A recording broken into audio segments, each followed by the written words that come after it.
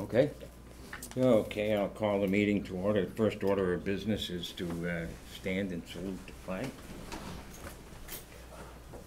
I pledge allegiance to the flag of the United States of America and to the republic for which it stands, one nation, under God, indivisible, with liberty and justice for all.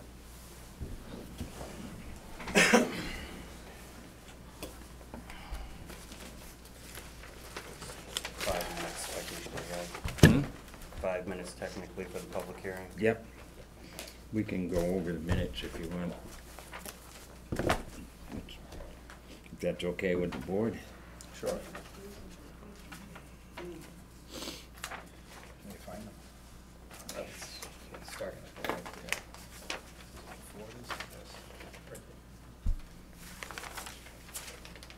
This is the one we put on hold before. Yeah, there's a syntax that it like just read funny that I never did anything with, but.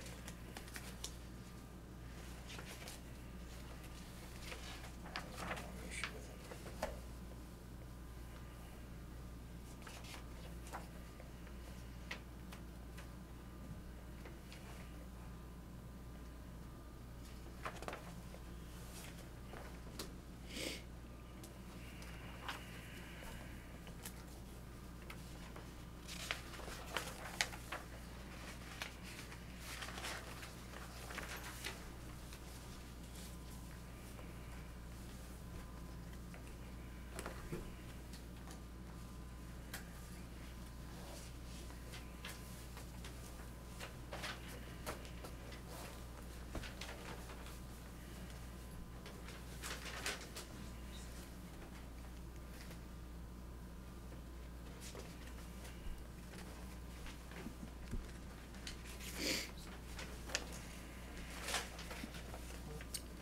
This is the only thing, right here. No response from the Board of Selectmen email to the DOR. It looks like there's no response from our email to Department of Revenue. There was no response from the Board of Selectmen, you know, to the email received from DOR. I mean, this looks weird. It looks like. That's the only thing I didn't like in that. I should have pointed that out a long time ago. I think that's the only thing I really didn't like.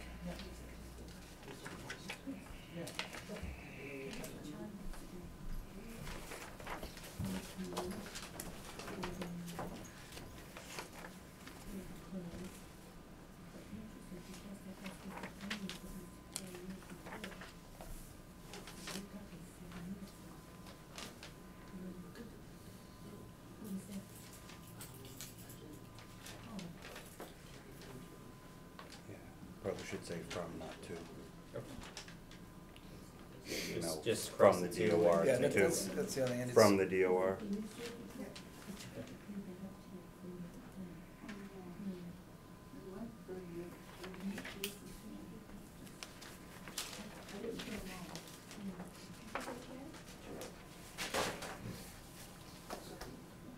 This statement that I asked DOR for help.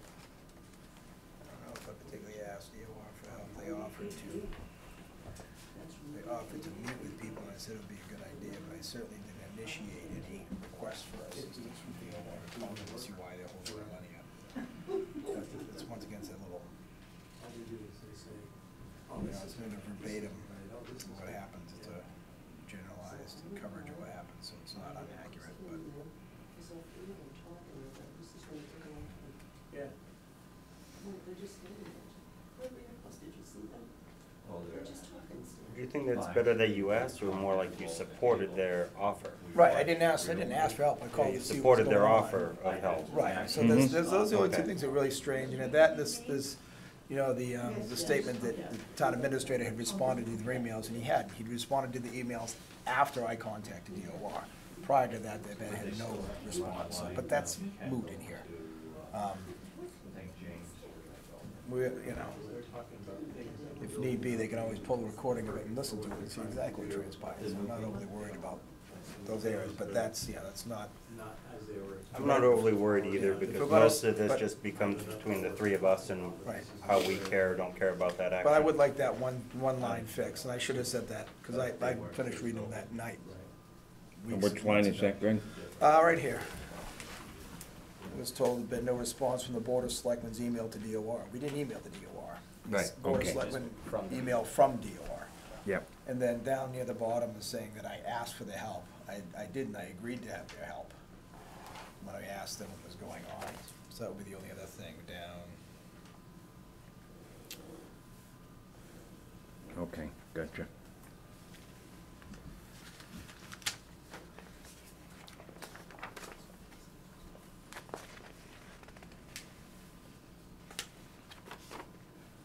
Missing.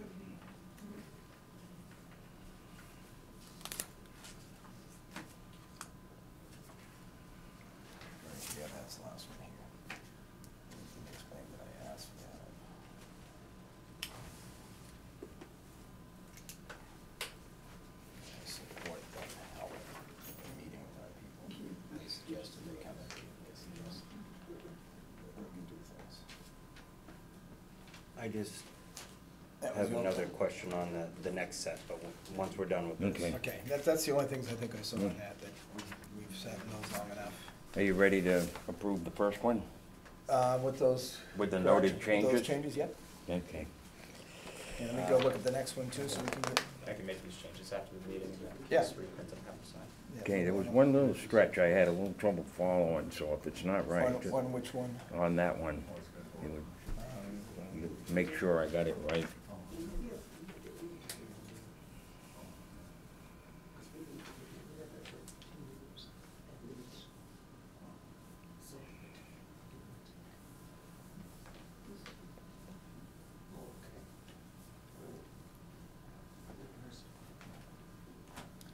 Yeah, basically the only thing is he agreed that he would, that he'd look at it before this meeting, and he did. Mm-hmm. But that's, once again, that's an accurate portrayal of what we said.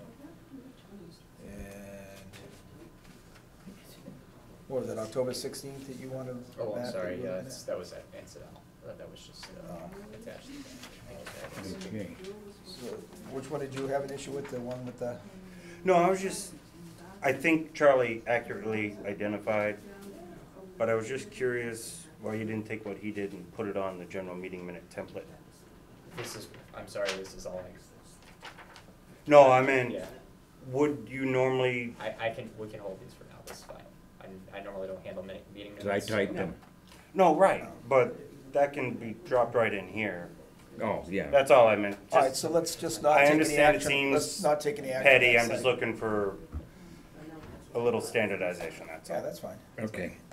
Well, we like the content, so But we I can think do you that did a later. great job, Charlie. So I make a think you motion we knocked accept that. the I think minutes you covered from- it properly. I make a motion we accept the minutes from June 5th with the 2 changes we've suggested. Okay, do I have a second? I second that. Okay, further discussion? Hearing none, call for a vote in favor? All right? Okay, thank you. Is that just June 5th? Yeah, Or both? we'll let the other one sit until they retype it, and we'll just do it next time. That's Okay. only a week old, we're okay to give that a little longer just to get the format. Not we only want. did you do a good job, you did a nice timely job too, so thank Yes. you, Charlie. Absolutely. I'll take that as somewhat of a rhetorical sort of comment. And we'll move on.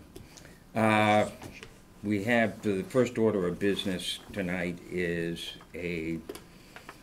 we have to have an annual hearing on tax classification for our various properties, and we have with us from the Board of Assessors, Robin Cheney, who is our working assessor.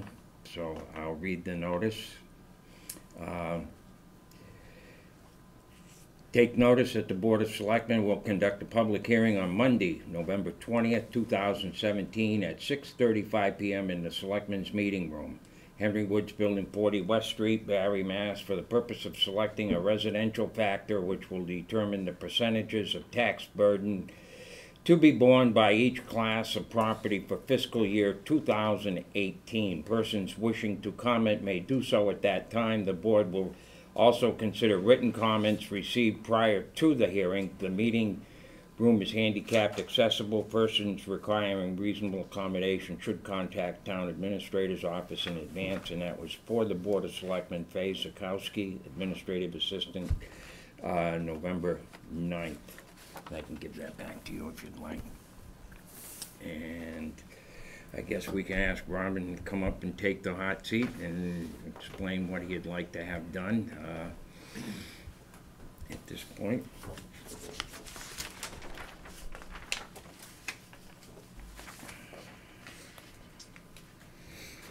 Classification hearing. Most of our taxpayers are residential taxpayers.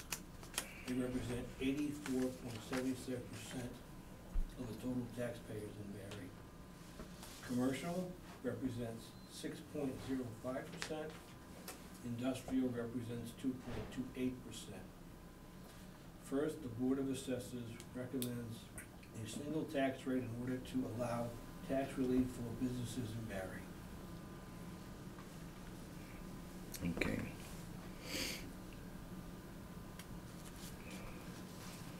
I have one question, and I don't know if you have the information available.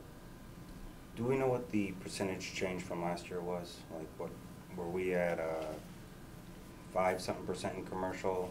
I'm just hoping we had a little commercial growth. I'm not saying it's gonna make a difference on the decision, I'm just curious. No, this just is for this year. Okay. And I didn't think to ask ahead of time, so I apologize. It's okay. I would have several questions, actually. These percentages are percentage by volume, not by dollars. In other words, the residential makes up 84.77% of the taxable. Actually based on certified full and fair cash value assessments. Is that what percentage of our town's levy does that come out to be? The 84.7% residential, what percentage of our levy does that make up? I understand it's numerically 84.7% of the. Yeah, so the new percentage shares of total tax levy is the same number, 84.77. Okay. You have a How single many ta- You people? have a single tax rate, so. How many people is that involved? Right, well, the way you read it, it seemed to indicate that this is of 100 taxed entities, that 85% of those are residential, 6% of the taxed entities are business. That's correct. Okay. Of that 6% on the commercial tax levies, what percentage of our budget do they represent? What are the tax rates they all have, and what are we looking to change them to? Do we know what the tax rates are for the three different aspects now? Not at this time, no. The tax rate, you mean? Well, we're talking about having a. Or the total taxes received? Right? Both. Because the tax rate's the same on all three. From last year, we agreed to apply the same tax rate to all three divisions. Yeah. Okay, so this wouldn't be a change, this would be just setting the rate the same as it's been. equal Right. to- Yeah. Yes, consistent between the rate will change, Right. but it will be consistent between all three entities. Okay. Yeah, the rate is, the rate's the same for commercial, industrial, and residential. The only other option that the board would have would be to adopt a split rate to adopt two different tax rates based off the whichever factor. So we're not asking to move to a single rate from a split No. rate, we're No. asking, that's what No. I'm trying to Always understand. been a Right. single- Yeah. I thought always this been a was some single sort of rate. change in the base or something, I was trying to see why we're doing and what impact it would have, but it's not to change anything, it's to keep it as we've done it this That's what They say previous tax year. the impacts that the only way that you can impact this number is when you adopt your budget.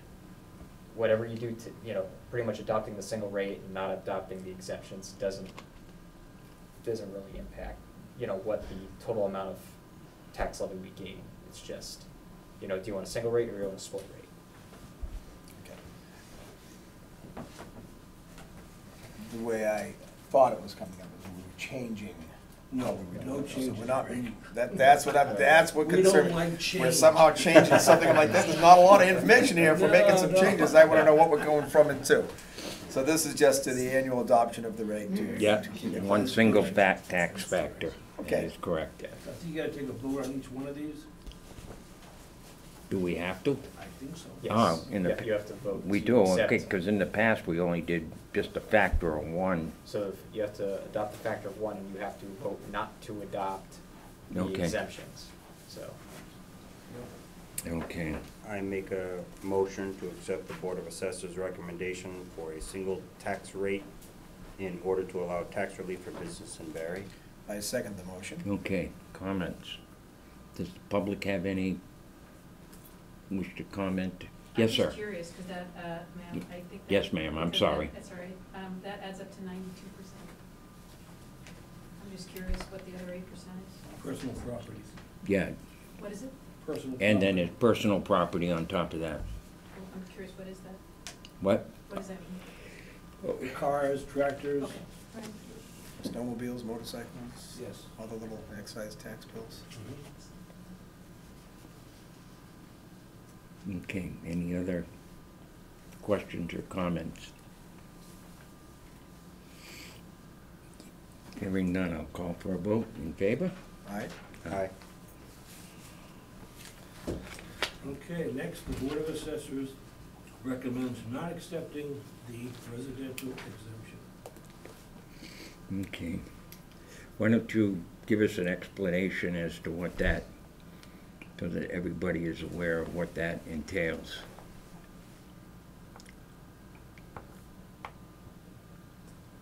You got me on that one, Charlie. Okay, Sorry, I don't have the information right now. So the residential exemption would be mostly for, like the business, for communities that have a large population of people that own homes but don't necessarily live there. you're right. So those are, it's kind of like to give an exemption for somebody who owns their house versus renting it. So, Oh, I got you. so like somewhere like Nantucket where So they're an not owner nec- occupied would have an exemption versus someone who's, has their property as an income property for rentals? Yes. I would make a motion to accept the Board of Assessors' recommendation not accepting the residential exemption. I second the motion. Okay, Yeah, that's- comments or questions? Hearing none, I'll call for a vote. Those in favor? Aye. Okay, Next, the Board of Assessors recommends not accepting the small business exemption. And once again, what is that exemption? okay. Andrew, can you help me out? So small business, I believe this one is for businesses that both own the property and are, I'm pretty sure it's owner occupied and owning Right, small residential business business, under yeah. a Home. certain amount of capacity, so Right. I don't think that we don't have really any property, or a substantial amount of properties that would fit into that classification. Kind of like a home-based business. home-based Yeah, that was businesses. always my understanding of it. Okay, I make a motion to accept the Board of Assessors' recommendation not to accept the small business exemption. Second. second, are there any comments or questions on this? Hearing none, I'll call for a vote. Those in favor? Aye. Aye. Okay, And fourth, there is currently an excess levy capacity of $65,466.73.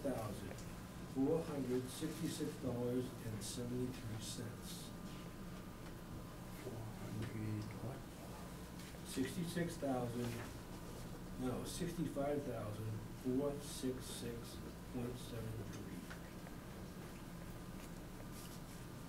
So that's what we need without 2.5 override. I mean, that's our, To levy limit. that's our Now, little. this number is gonna change because Eileen and Jean are having a little trouble reconciling Article 11, we voted on at the special town meeting, that $18,240.26. They're not sure how to apply that to the LA 5. So this number is gonna change once they resolve that. So, of course, being the new guy, once again, I don't understand exactly what that number is representing. This is money we've stayed under our levy capacity or capacity we have available? Under. We have Under. cap- You So know, there's, we there could is, have, you could spend additional, We're not we going. could have taxed additional according to the Yeah, limit, tax but or whatever we've you- stayed $65,000 under what we're allowed to tax. Well, that's good. okay. Okay. And there's a potential it could increase by about 18,000, depending on how that Yeah. reconciliation of that Article I 11 think that's goes. gonna increase. Right, I think they're trying to determine what account that money should be Yeah, returned the to is article the issue. was vote to transfer a balance of funds, $18,240.26 from Article 35, Fire Station 2 Ventilation System of the 6/21/16 Annual Town Meeting, account number 0010222-580502 to the general fund. So it should increase the general fund by that amount of money. Right, unless it. My understanding of the article we voted on. That's right, if it was accurate that it came from the general fund, I think that's where the holdup is. If it didn't actually come from the general fund, we wouldn't be able to put it back in the general fund, so we would have to go. Well, the question I have is because it was a previous fiscal year authorization, is it actually under the general fund, or does it get held as a previous fiscal year free cash that has to be certified? So in other words, Well, it'll have to it be- doesn't yeah. change our levy because we can't actually use it this fiscal year. But it may change next year's levy because then it gets redistributed through the free cash or stabilization, or however we vote to use that money at the end of next fiscal year. Right. Right, that's what they have, they're gonna That's have to what they're working reconcile with through. DOR, so, that's, Okay. that's pretty much what They're we're. gonna work on that tomorrow. Right, Okay. So we're looking at 65,000 right now, and that's really Right. what you can count on. So most likely may impact next year. Okay. So if anybody knows, that's our little gap between our budget versus our expected revenue, in general terms, if I'm correct. well, what we can legally tax, so. Oh, right, we so could've- even if our revenue we got could've- higher, we could've- couldn't go hard. Yeah, we could have brought that, That's right. if we put another $65,000 into the budget this year, then the tax rate could have gone up without going for a 2.5 override. So, Which we didn't want to do. Okay, you need a vote on that? No. No, okay. All right, Rob LaRue sent this form over, Andrew's familiar with it, and, looks like a pretty good form to me, so I think you can sign it. Okay. so I'll just give We're you all guys gonna the sign the original. same one, Charlie. What? We're all gonna sign the same one. Oh, okay. I have this, well, do you wanna use that one, Rob? I just have, You got one? I got one here, I just gave it to All right, we'll Chris. sign, yeah. You, And then I'll sign it. So we've got classification allocation forms, 2 copies. Now we have to sign it, Oh, okay. and, like I said, if the number changes, we might have to sign a new. 20, that's right. How many copies do you need signed from us? All right, you'll sign both of them, Matt. You sign right here, right? Okay. Right, Yeah, we each get an original. right in the middle? Oh, anywhere on the blank there, Charlie. Yeah, okay.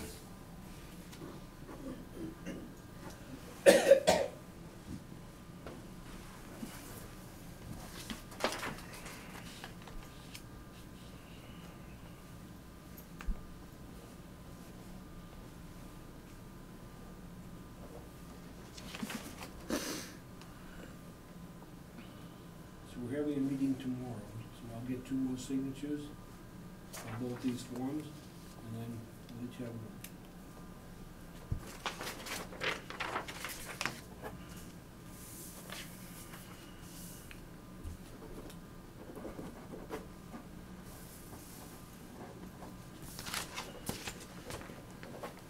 Go.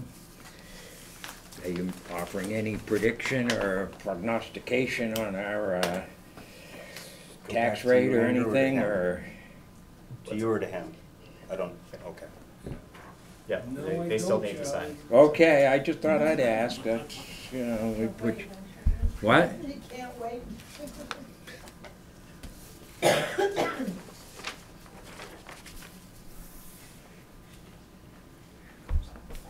It's nice though that once again in November, we're able to make this happen and finally get it done. Yeah. Get it done in a timely manner. Absolutely. Okay.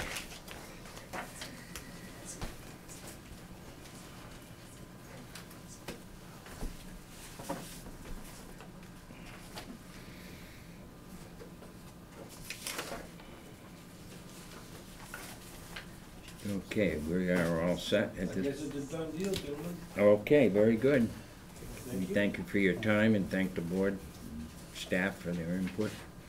Appreciate that. Much appreciated. I should pull up my definition of what's what. Okay, Greg? I'm always gonna ask, so I get a little better versed in it, you know? Thanks a lot, Rob. Silly, we like to know what we're signing, you know? Absolutely. Thank you. Yeah, thanks for coming, appreciate it.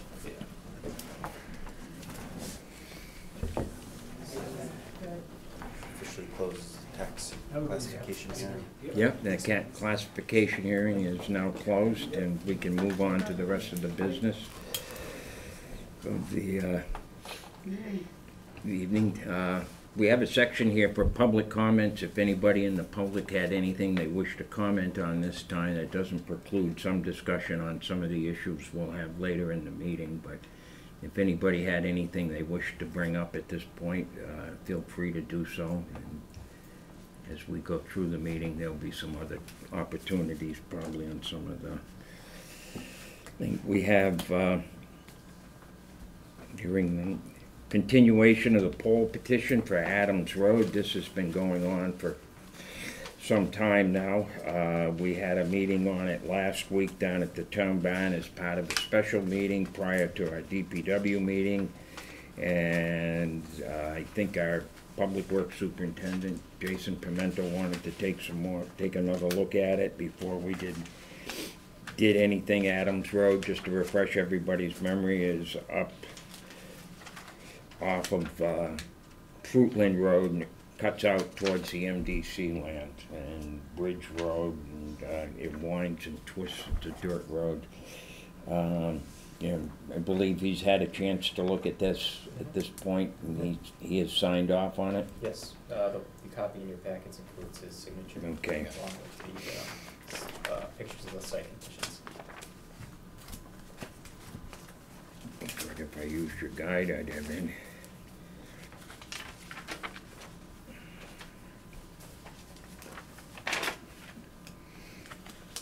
Okay. Well, since I've held this up several times, I would like to make a motion that we accept the petition, the poll petition on Adams Road, as it is now signed by Okay, and he the has DPW signed superintendent. off. I don't know if it's a question of holding up things, it's a question of making sure everything's proper. So do I have a second to that? Yes, I second the motion. Okay. Are there any comments, questions? Hearing none, I'll call for a vote. Those in favor? Aye. Opposed? That's unanimous. Okay, we have a discussion on the regional dispatch, and would you come right up and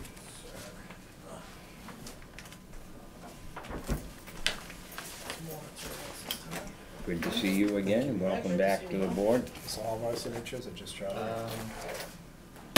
Looks like See all if of the, them. yeah, there's 3 I do lines, see a might as well bunch of sign it. lines, so. Safe record. Thank you. That's fine. Yep.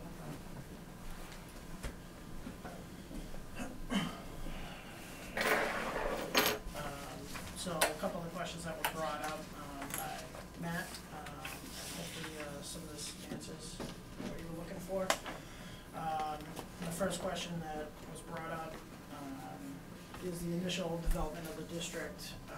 Will that only include? Kathy? Oh, I'm sorry about that.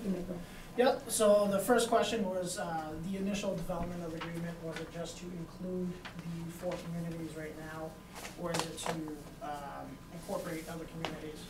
Currently, right now, it There's 3 is signature just lines. to form the 4 communities right now, and then later on, invite other communities to join. That was the first question. Second question, was there any costs to apply to create the district model, fees, permits? With the state, there is no cost for fees or permits to become a district. The fees that will occur are your treasurer or accountant. Under the legislation, we could utilize one of the town's treasurer and accountant and pay those fees. Today, roughly, I just went over, if we utilize utilized wetlands, but that's not what we're proposing. If any of the communities can handle it, that's fine, and open to whoever. But roughly, for the treasurer and accountant is about $12,000 to $15,000 to utilize both through Rutland. That's wages, healthcare, dental, supplies, bonding, professional liability, that's all those costs. That's the annual expense or the town's Yes. share? The annual expense Okay. to utilize Rutland's treasurer, and those are just rough estimates. And it's roughly right around there. And that's from the town administrator. To offset some of those costs, moving towards the district, currently right now, the dispatch center will be accepting wireless 911 calls, hopefully by the end of December. So there being no longer, when you dial 911 from your cell phone, it'll no longer go to the state and then be transferred over to us. It'll automatically go straight to us, providing a faster response from the first responders. With doing so, that grants us an extra $25,000 in support incentive money that we can apply towards wages.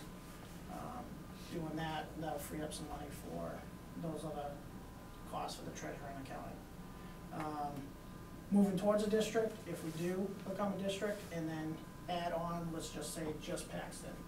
That moves us to the next bracket in wireless 911, which then grants us $50,000 additional on top of our support incentive, which will also grow due to our population.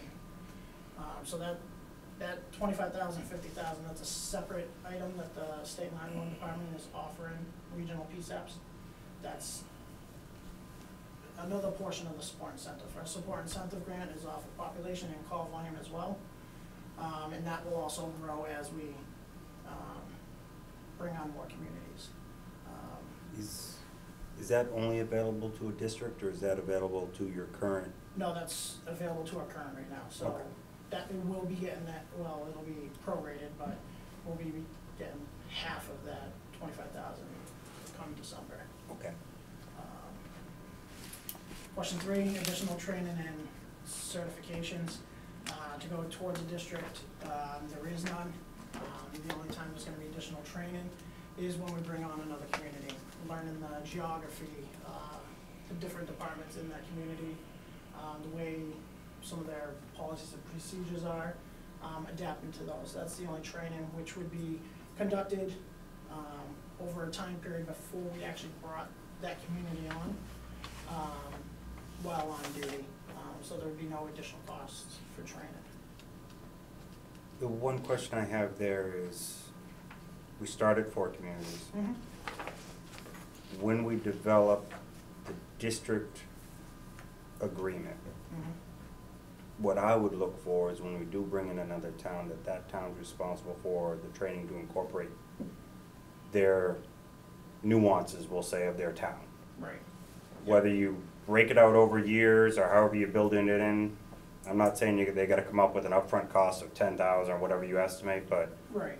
I'm just suggesting, my input right now is you develop it, Yep. something like that. And that's part of our next steps.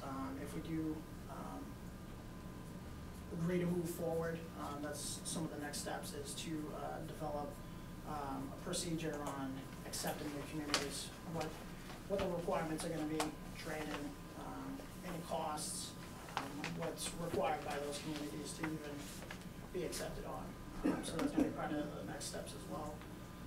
Those are the 3 questions that you had, Matt, and that was also clarified through their general counsel as well, on all 3 of those.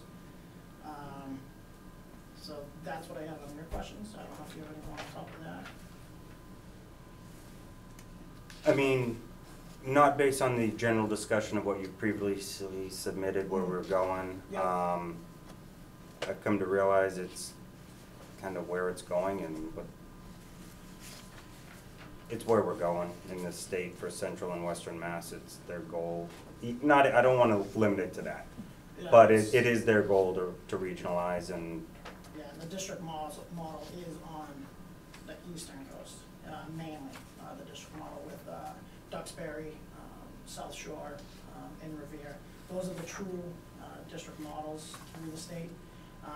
Neshoba is a district model, but not a true district model due to mass development that started that. So it's not, the state doesn't classify that as a true district model. I did include in that packet the sample model that the state 911 department provided me. And that's the model that they've seen in other communities throughout the Commonwealth. I believe that's towards the back after our draft that I believe you already have.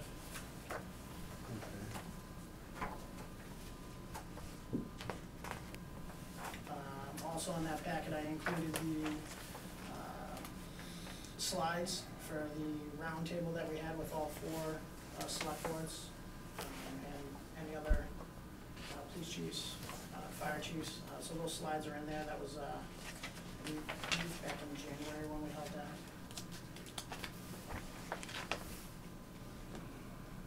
And also legislation, chapter 500 of Acts of 2014 is also provided, which describes what has to be done to form a district, laid out by the state. That's the one with the really, really tiny writing. It's 2 pages. Yeah, that one right there. About halfway down, you'll see the conditions that the state has laid out, which is pretty much already laid out in the draft that we have right now. But like I said, the draft is not final. It still needs to be worked on.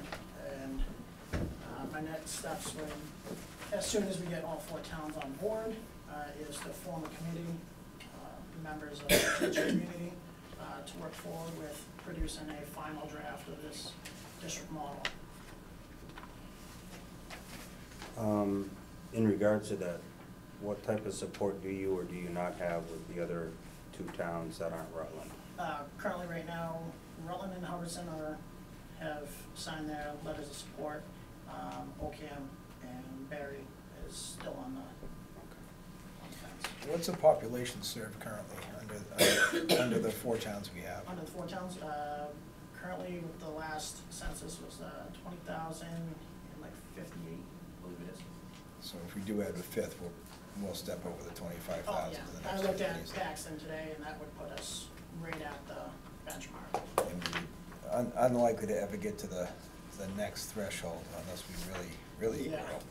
Yeah, the 50,000 to 100. Is there any intent to try to grow beyond that to that next threshold, or are we really just trying to get up? you So know? which one, the 3rd threshold, or? Yeah, are we looking to stay in that second tier of 25 to 50,000, or are you looking to someday increase to a larger populace than that? I'm not looking at that 3rd tier for quite a while. I'd like to see another 1 or 2 communities come in and work with that first. I don't wanna grow too fast. And my do it concern right. as well, just, And we need the facilities. Currently, right now, we can't accept more than 1 community. Even with Spencer, we'll be kinda limited. Paxton, we wouldn't have to add any additional staff, with what we have right now. and- Spencer comes in, we would have to do some, which is part of what Matt had brought up before. When we get to the point of we have to start increasing staff, we're increasing expenses. right, And, you know, administrative end as well. yep, And there's gotta be a point where it becomes financially unwise for us if we get too big and if we have to increase too much staff, Right. that our contributions are gonna go up and not down. And that was, I think, our biggest concern Right. going towards that. But as Matt said, I agree. From what I hear is that they're really trying to push to very few dispatch centers statewide in the future. And like it or not, they're probably gonna coerce us into it. You know, yeah. I'm on board, I guess we'd say. I'm not looking to grow fast, I'm looking to take it slow and right.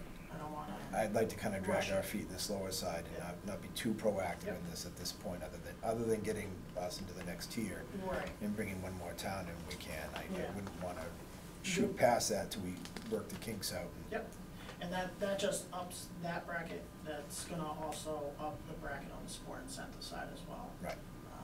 So additional money will come in. Which is the idea of making it pass if we're so close to that Yes. threshold. Yep, But yeah, that's my concern is the growth and Yep. the service to the communities. Right now, as I said, on our end, my personal experience is the dispatch works very well.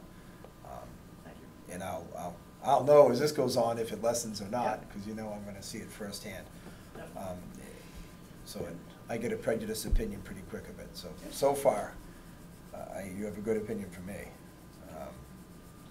And also, I just want to add another portion for other revenue options coming in is also, as soon as we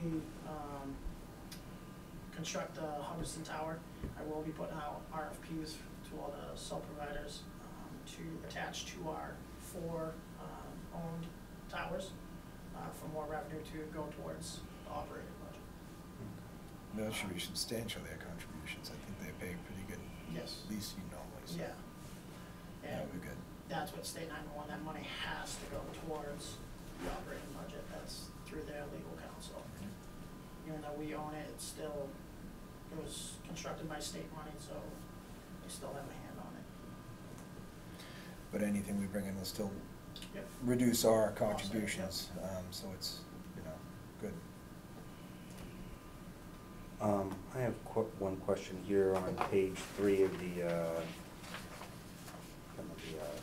PowerPoints. It's, in the top right, it speaks of the administrative operation and finance oversight, different boards and committees that are related to the district. Yes. Under the administrative board, it specifically states, responsible for all administrative matters related to dispatch, excluding matters under the finance committee's purview and human resource matters. But it doesn't say where human resource matters actually fall. Exactly. Right. So And that's if you something could that- clarify that somehow? Definitely.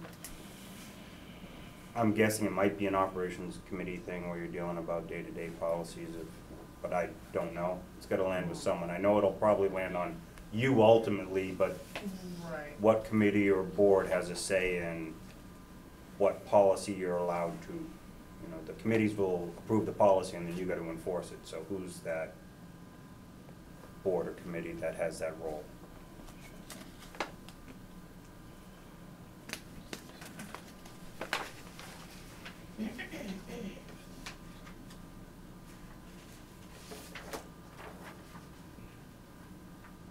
And I guess leading from that, does that now mean that you would have to maintain your own personnel division department? Personal. Because again, otherwise it's one of the member communities is Right. also gonna get funded to maintain those records as well, so. Currently, I do maintain those myself right now. Okay, That's, yeah. okay. I understand, it might be very similar. Is that, do you maintain all personnel files with the town, or does like fire or police have their own little subdivision? We maintain all personnel files. Okay, Yeah. I was just curious. Yeah, the only concern I think in human resource in that end is gonna be if there's disciplinary action, or where is the review or the appeal go to, for issues of that sort. That's the other side of that, other than just tracking Yeah. the personnel on their records. There needs to be some sort of oversight to a disciplinarian, whoever's doing disciplines. Kinda like who plays the appeal board. Right. Okay. Now, am I correct? Maybe I missed it. I was trying to read and listen at the same time. Yep. This can be implemented without a town meeting vote? It appears that it can be. Right. Why is that? I'm not quite sure, I don't have the answer for that. And- For you. Okay. Secondly, it appears to me that this committee or board or whatever it is, the oversight and the budget committee have complete autonomy. They just tell the towns what they're gonna pay, and they're gonna pay it, whether they wanna pay it or not. Is that correct? Seems to be the case. Right, but you're a member of the town, will be part of I that understand that, policy. but, Yeah. but the town, Right, we take it, I mean, at least with the school budget, we have a say whether we're gonna vote it up or down. And that's a school district. But this, we don't have that say, we just take it whether we can afford to make the payment on it or not, or we have to lay off other workers to accommodate this. Regardless, it seems like the farm's been bought here. We don't have any No, it's, control over this budget once this district is set up. the budget is produced by a member of your finance committee as well as the other 4 towns. That's finance correct, committee. but it's So presented to the towns- towns, take it or leave it, pretty much. But the towns are producing. That, I understand, that you're missing my point. You're missing my point. Can I try to clarify for you? What? Can I try to clarify for you, say it in a different way? You can clarify it, but Yeah, I think you know where I'm Right. going with When this. when the school committee comes forward with their budget Right. request, Yep, we have the opportunity at town meeting to approve it or not approve it. And if it's kicked back and disapproved, yep, either they can bring it back again or they can amend it. yep. There has to be some avenue for the citizens to control how their money's spent. So in other words, the town, before I'd be on board with Kinda this, like based on has to have an appropriations. opportunity to say no to this, or you will lose me there as well. Yep. Every citizen should have a right to. Yeah, I will to not speak support about it if this it and- doesn't have that and- provision. Did I clarify that better for you? That clarifies it. We were gonna get to the same We're place. gonna get there, I'm gonna. Yeah. I got it now. Yeah. With I got this- it that Okay. we have to have, Yep. the citizens have to have the ability to, Mhm. it's the spending of their money, even just the Yeah. town meeting we had, just to spend money for things we think are necessary in town. Right. They have to go in front of the town, and I think they should as well. Okay, Kathy, you had a question? First of all, I want to know, would this board be having an informational meeting with the residents? Explain to them what's going on here and letting them ask questions? I'm still inclined to want to see this go for a town vote, whether it's required or not, before we enter it. I would want the Mm. town's support in this. This is not a decision I would want to make on the town's behalf. Right, but I mean, would you have an informational meeting, Greg, so that people can come? Because I- that's what we did before. I would Yeah, absolutely I think have so, no when problem. we get to that point, Uh-huh. we're, I think, quite a ways from that still. But when we get it closer to what we want to do, we don't want to do it, we're sitting here, like when Mike, first time he came in, Right. we wouldn't get on board and sign it because we didn't have enough questions answered before we commit and say, and we haven't yet committed to say we're on board. I think we may get there tonight. But that just lets him go forward with the planning. When we get to a plan that we can present to the town should hear the plan. And my opinion, which is one opinion, is that the town should have the right to vote to accept this and move into this model. And if we are in support of that, we'll certainly stand up and let the town know why we're in support of it and what exactly it does. I don't want to make this decision on the town's behalf, and I don't think we should.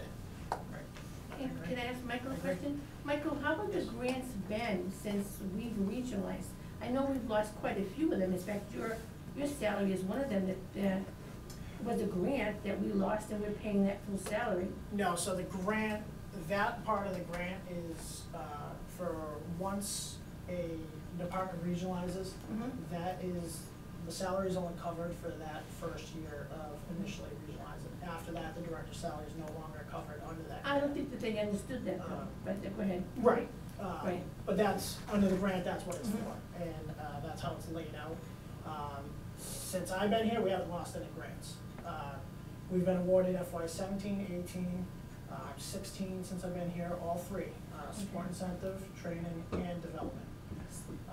18 development is for the Wheeler Road Tower in Rutland. FY 17 is for the Southbury Tower off of Town Farm Road on Industrial Communications Tower. FY 16 was to build out our IT/radio infrastructure down in the basement of the Rutland Public Safety Complex, which that is 99% completed. But we were denied certain items on the grant, but weren't denied the whole grant totally. It's a competitive grant, so we're going against over 300 other PSAPs. And other regional PSAPs that have 2 to 3 other communities ready to come in are taking priority in state 911 department's eyes because they're gonna invest that money to reduce costs. So if we had Spencer ready to come in, ready to go, we would probably see that whole grant. But seeing where we don't, they're gonna take priority and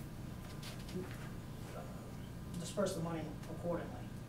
But the district, when you say Quabbin District, when we first were gonna regionalize Quabbin, the grants were coming big time, and look at us now. We can't even get a grant. So that has to be Yeah, done up yeah, there here. is a, And also, what about the overtime in dispatch? That's been quite a bit lately, hasn't it?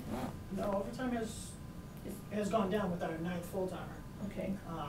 So that person is covering all those open shifts that we previously had. When we have a vacancy, now we're saving money when there's a vacancy. Cause that 9th person is filling 2 open shifts on Saturday, Sunday, and is a 3rd person on high call volume days. When there is a vacancy or a 1-week vacation, that person floats to that person's shift until that person either comes back from vacation, or we fill the vacancy. So it's covering those costs. And at that point, we're only looking at covering Saturday and Sunday's open shifts. So right now, you're at full staff. Yes. Yep, 9 full-timers with 1 part-timer in training and then 1 coming up soon. But we're having problems. Previously, yes. And that's not gonna say it's not gonna happen again. No, we're in a better Okay. position now to cover that. And the other thing I think, may I? yeah, go ahead. We talked again about possible increases in expenses, and you said that if Paxton comes in, this will put us up to the next tier as far as the incentive money coming Yes. back. On the Without, other side. without having to really expand facilities or anything? Right. Is that correct? Yep. But if Spencer comes in, we're gonna have to have a different facility, a larger facility.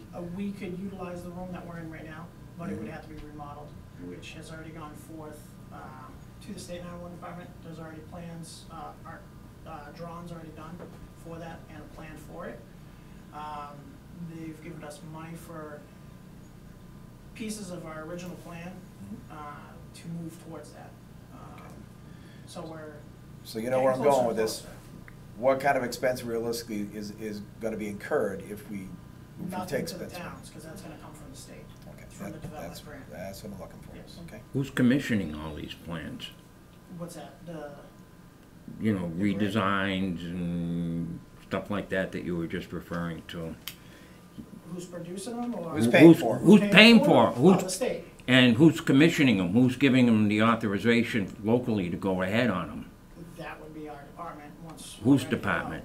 The Rutland Regional Dispatch. When we are You, awarded the you're grant. not an autonomous unit.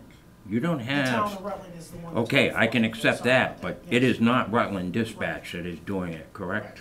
It's the town of Rutland. Okay, I can accept that, but I think everybody seems to be moving very, very fast here, and you're not running an empire here.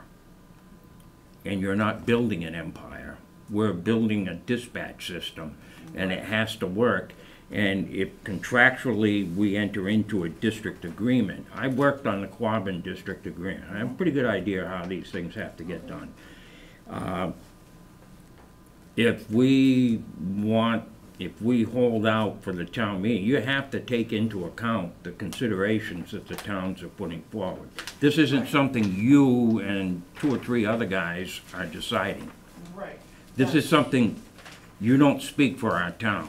I understand that. Okay, I want to make this very, very clear, because this is something we have to decide, and if we want to work it into the model, or whatever you choose to call it, Right. I call it a contract, but anyway, then that would be between us and the other communities within the district. Right. And I understand. And to me, the state has nothing to say about that. What we enter into as an agreement, we're an autonomous unit ourselves. Okay. I don't quite understand, I don't trust the state in this whole thing, as you've heard me say that. Yes. And I don't quite understand what's in it for them in this whole process, to be very honest with you. I don't see what difference it makes to them how we dispatch, if we have guys with tin cans for that matter. It's our decision, not theirs. Right. And it's not like they're the model of efficiency themselves. So before, you know, and suddenly they start running out of money and it goes back, we're caught. So I think you have to realize that it's not the dispatch system that's commissioning these things, it would be, in this case, the town of Rutland, and I can accept that. They can do what they please. You know, I'm not telling them what to do, and I'm not passing judgment on what the other towns are doing. I'm not, our concern is Barry at this time, but, Charlie, one thing we have to realize here too is that, you know, the state does hold a significant stake in the game as far as the way that they are giving money for these projects. The Yeah. state gives us a considerable amount of money each year for, you know, to run this system. And That's the more that correct. we play by their rules, the more that we're gonna get. I understand that, and I understand that. I'm not too keen on this whole region, as you know. Yes. I would do nothing to undermine, I would never undermine it or anything like that, just to make that clear. I'm not out to, you know, do anything, but it was not something that I personally felt we had a fine system and it was running okay, and it's like, well, if it's not broken, why bother taking it apart? But, you know, I'm a little leery of this district concept. I think you have a good point there that maybe Mike could ask and get an answer for. Why is the state moving towards it? Why is it the state wants these models to proceed? And that would help us, including especially Yeah. Charlie, understand why it is they want us to move this way and why the state's pushing for it. I might be able to answer that, because Okay. you have 361 dispatch centers in Massachusetts. Any other larger state has 4, 5, One, 1. Vermont.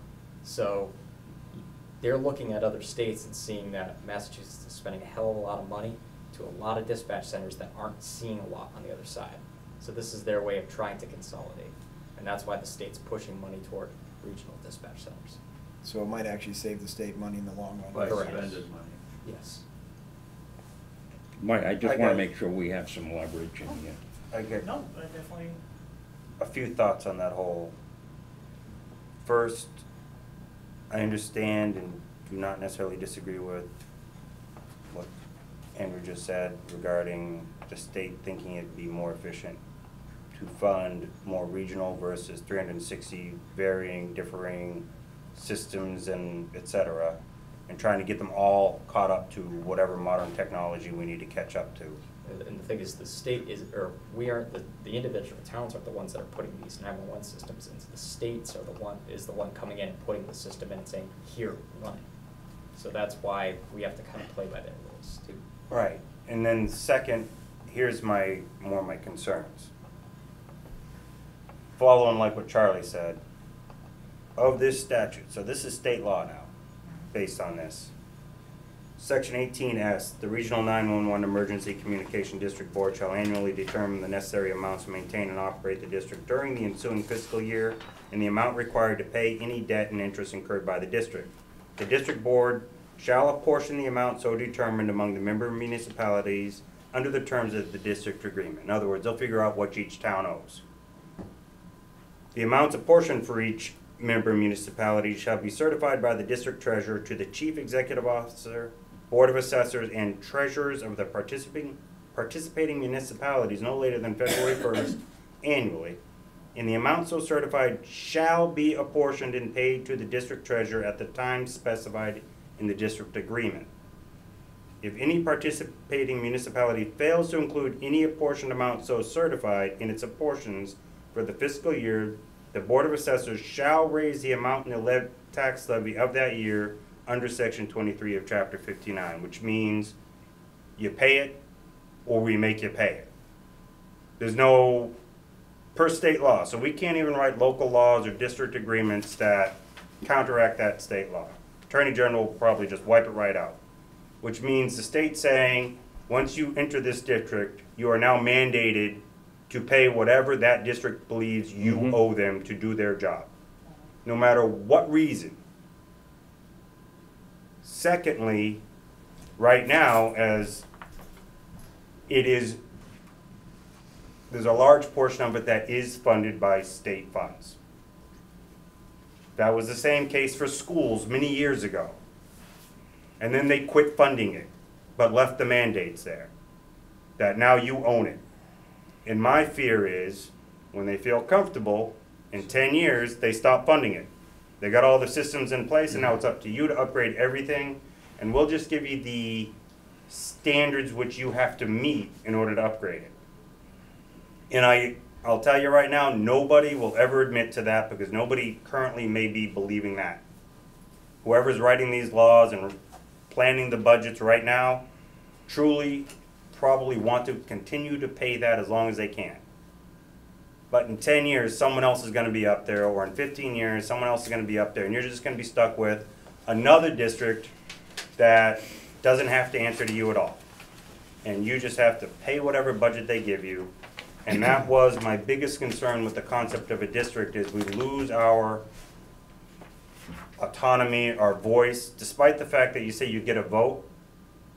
What's that vote mean if everything's regulated about what you can do with your vote? So that is my biggest concern.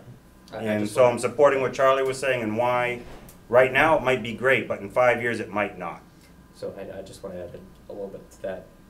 So right now, the way it's set up is that basically if Rutland sets a budget for its dispatch, it's basically the same thing. They pass the budget over to Barry and they say you're paying it. Mm-hmm. At least under the district model, you have a seat at the table that you can say yes or no to. So I'm just. But I think Rutland would be with the same. unfair to say that we don't have a voice now.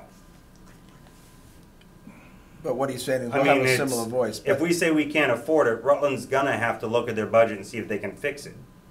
And they do. They do their best based on our, so it's not like we don't have a voice now. But if you had a board on the other side that just said, too bad, that's it.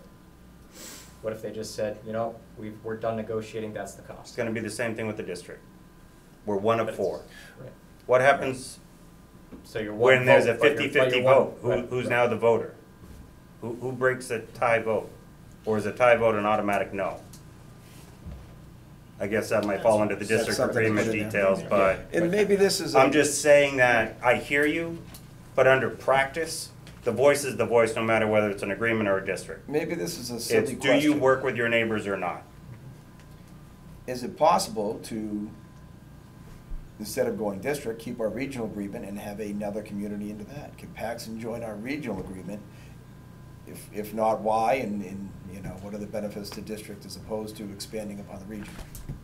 So Spencer, their requirement is us to be a district model. That was one of the stipulations on the letter of testament. Right, to we're the talking about state level. Paxton first, which will put us Paxton, where we need to be for the yes. next level. Paxton's but- the same thing.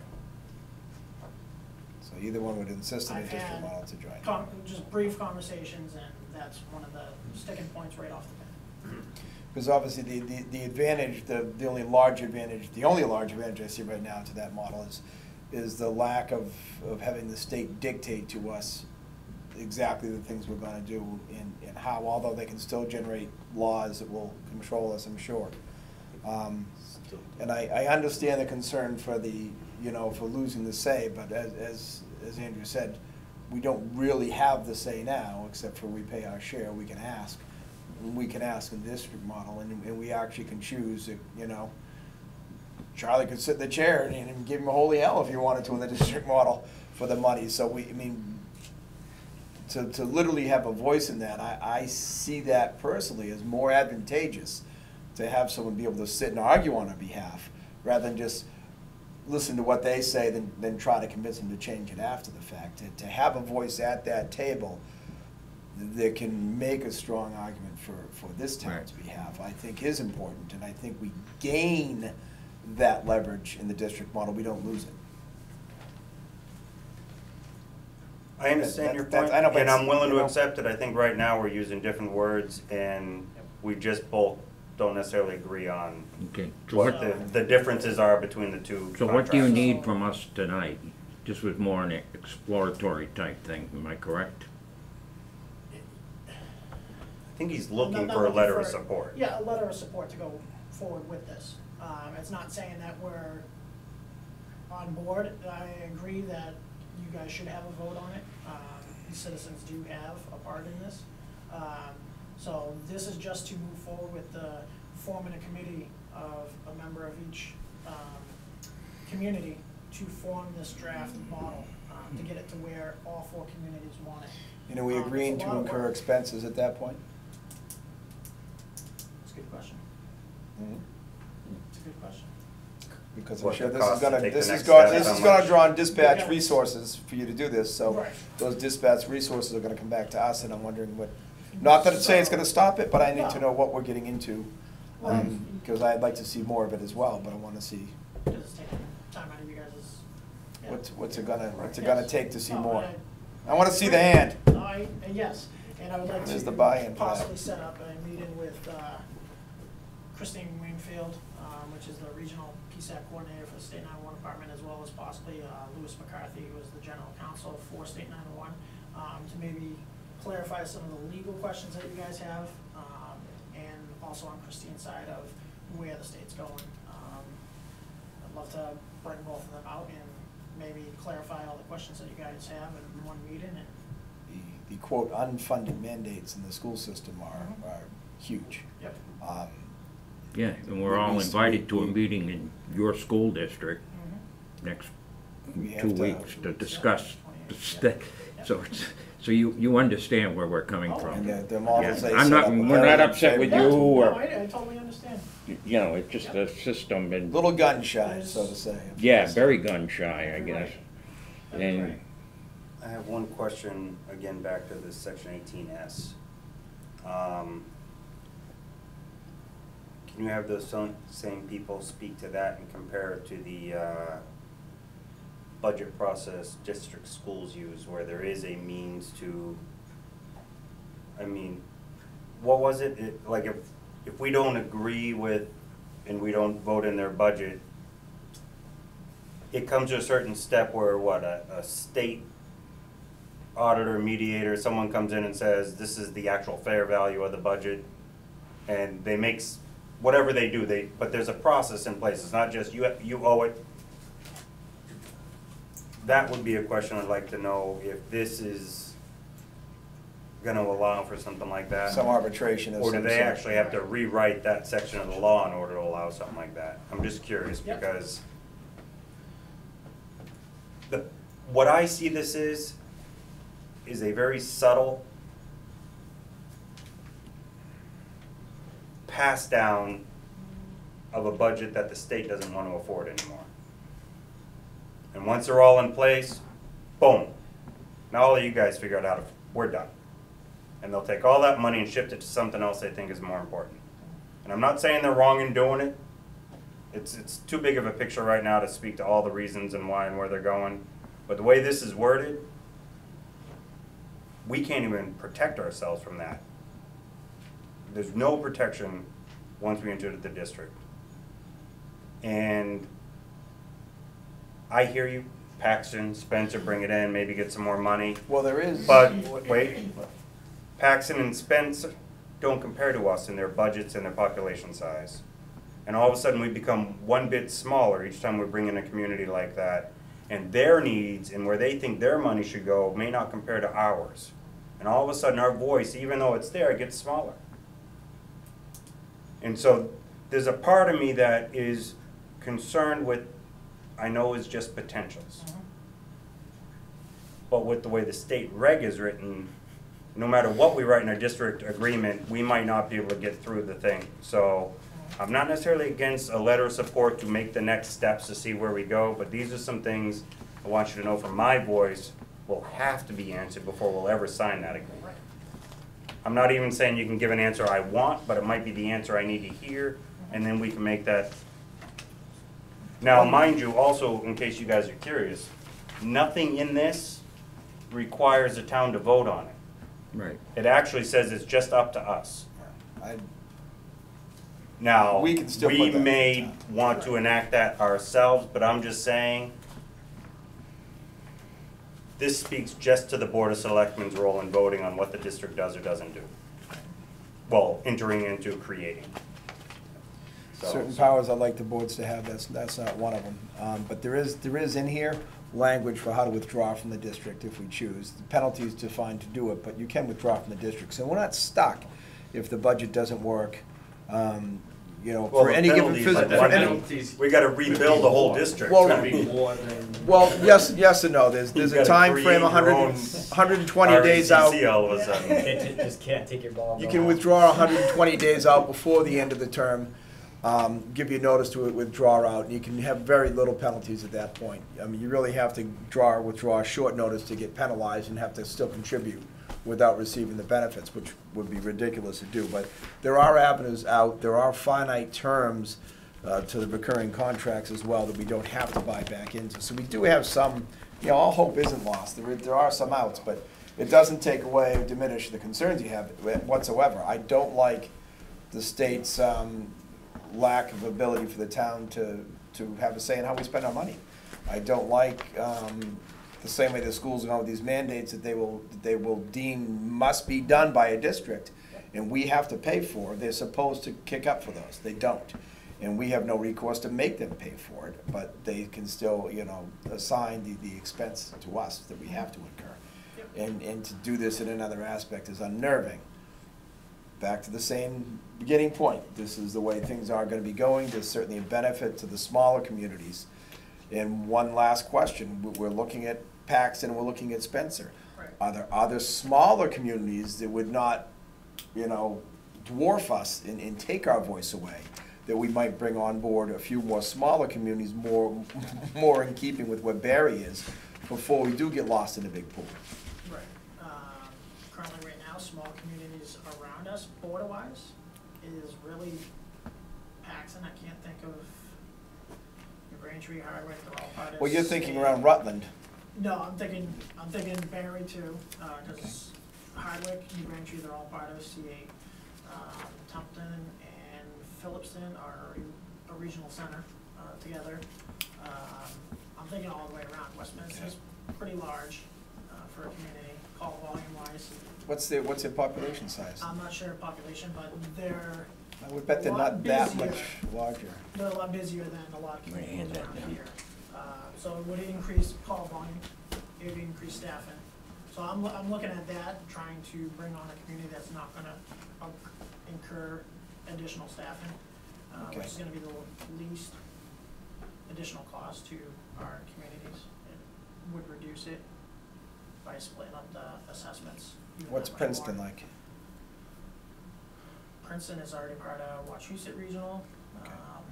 with West Boylston and soon to be Boylston. So they're already attached, and it'd be hard to pull a community out of a regional center into another one. Right, because they'd incur State's their not gonna- expenses to yeah, that as well. Exactly. Okay, I'm just, I'm looking all around. yep, and I'm just asking to make sure before, like, and Matt's got a good point, you know, soon I'll be looking we outskirts. double the size for one more community and suddenly we're, Right. our opinion. My that ideal doesn't one would count be so much. Paxton. Okay. Okay. Small community. Okay, well, I think you have the so- gist of our Yes. concerns.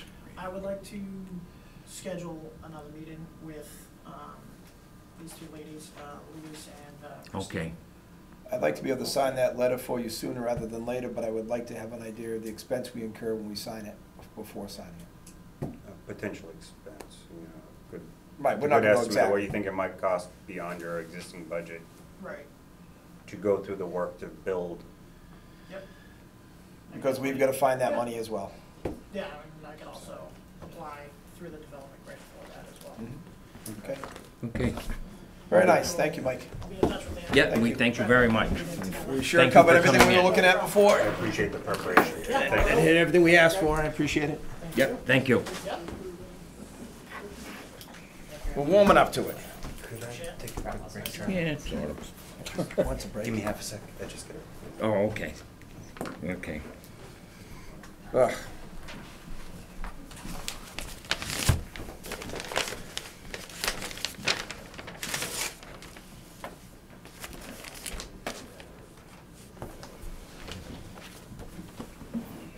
That was long.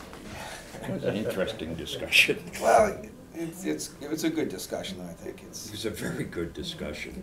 I went through, I find it, it's kind of a dry read, but I went through it beforehand as best I could, and it's, you know, we didn't have the general laws that Matt was picking the excerpts from to question, but the Yeah. contract in general was, you know, relatively straightforward, I think. But, I'm not adverse to looking at things, but. yeah. It's hard to stay a small town nowadays, isn't it? Yeah, it is. And I find it, I don't know. We shall see. Yeah. I got one of these gadgets. I I held out with a flip phone until a year ago. Yeah. You're laughing, I'm not kidding. Everyone ridiculed me everywhere I went, and you know what, I missed the flip phone. I know I gave up mine when the granddaughter was playing with it, and lost the card, and I just put that, It's so much Had to simpler. upgrade. It was so much easier to answer the phone. If I wanted to text someone, you push your buttons and text. I didn't have the internet pinging at me and Facebook I've never and gone there yet. don't. Believe me, it's just the learning curve, and I probably use this phone to maybe 10% of its capacity. It does so much more than I'll ever care to use. No, that was only about 400, but I get it because it's durable and I can't break it at work, and it was actually less expensive. That was my trigger. It was less expensive to go with this than to continue with the plan I had. The family plan model on the flip phones, they were charging me about $30 a month more than they did to go to a family plan on these. That was my final trip, but I don't like it. Okay. We are on to the Council on Aging and the Director's position. We had asked for 4 different individuals. We have some members from the council with us tonight. I don't know if anybody wants to speak, wishes to speak for the council at this point, or how. Come join us. I don't know that you need to come up there, we didn't know if you have questions. Oh, come on up and we'll figure it out. We don't bite, I promise.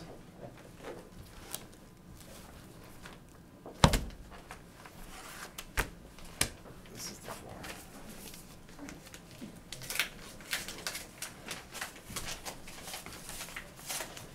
Okay, I think you, as per some of our discussions and guidelines that were sent down, you brought forward 4 candidates for us to give consideration to, and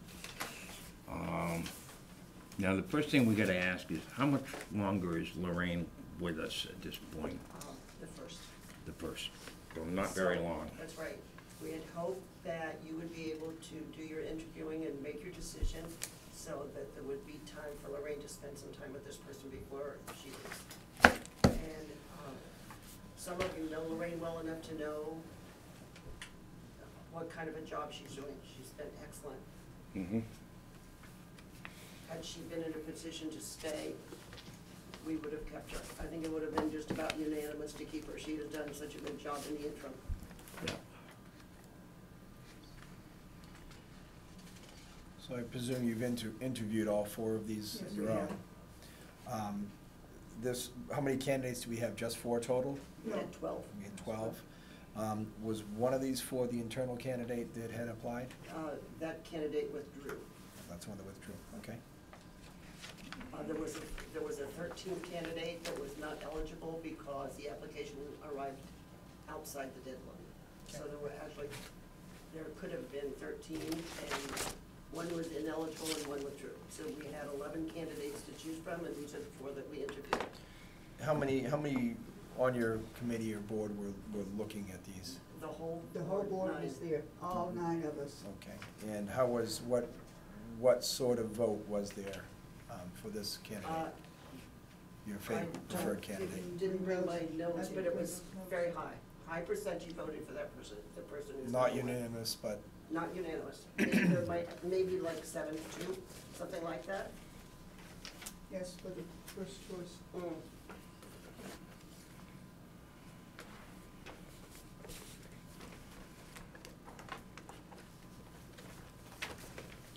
When you read the applications for these 4 candidates, you will find that the one with the most background for this position was not our first choice, because that person is coming from a $28 an hour salary, and we didn't think she'd stay. And we didn't want to go through this process again. We thought the one that we chose as the number 1 had the qualifications and the personality to fit very well with us. Not only that, if I may, this applicant also had passion that I personally was looking for in the person to head up our senior center, our COA. She had made several calls during the interim to ask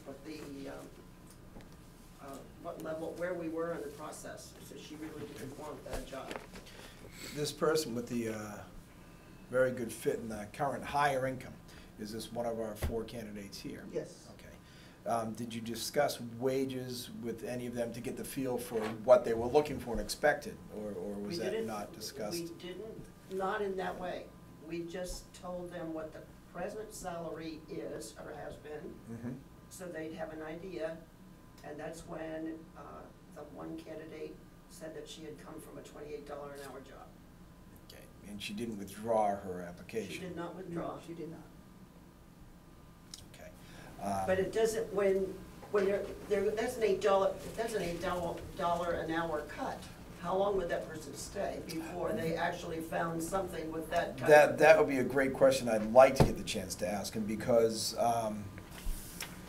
you know, I can say personally, my own contracting business, I've done work here close to home for a far lower hourly rate than I have when I'm driving 2 hours a day, 10 hours a week. Well, this Literally 500 hours a year in my vehicle, so I'm gonna cut 10,000 off my income. Well, to get those hours back, it's not a bad deal. So it may be a case like that, but I don't know where they're working, if they're driving, what the commute's like, they have toll expenses. There may be several things. None of the above. None of those? That candidate was from Athol. Okay, and they're doing a similar job now? No, unemployed. Unemployed. So you're concerned this would be just a stopgap to get That's some work right. going until they, certainly possible. Just always curious, I don't want to totally dismiss it just because we assume they wouldn't take the cut and pay, because some people, especially if they don't like their job, would take the cut and pay. The other lady that we selected as number 1 made it very clear that this is where she wanted to be. She wasn't looking for anything else. She was in an age where she wasn't going to be looking to be what she was going to be. We had one that kept saying, what I'm going to be when I grow up. This one knows what she wants. Wait till you read it. I can believe you. I can Quite believe frankly, it. when we looked at the administrative positions, that was one of my concerns with one of our candidates, is this sort of seemed like well, it's kind of a thing to do now type of deal, and I wasn't convinced there'd be any Yeah, staying yeah. power there in That's, that. that's why. That's a legitimate concern. I'm not Yes, it trying to is. discount it, I'm It's just been a very long asking. process for us, and it has not been easy, any part of it. Oh, believe me, has been I can easy. appreciate that. Yeah, I think we all I can. certainly can, okay. So Andrew, how would you recommend that we proceed on this at this point? Well, I would, since you have one strong candidate, we are kind of facing, a little bit of a deadline. I don't want to kind of use that as a factor, but I think that since the Council on Aging has a strong recommendation for one candidate, I would say to bring them forward as the finalist for it, unless you guys feel differently and we want to interview a second time. Okay. I would give it a stronger opinion, as I've said with other department heads and such. We selected the Council on Aging to be the search committee for this because this is their governing body in person.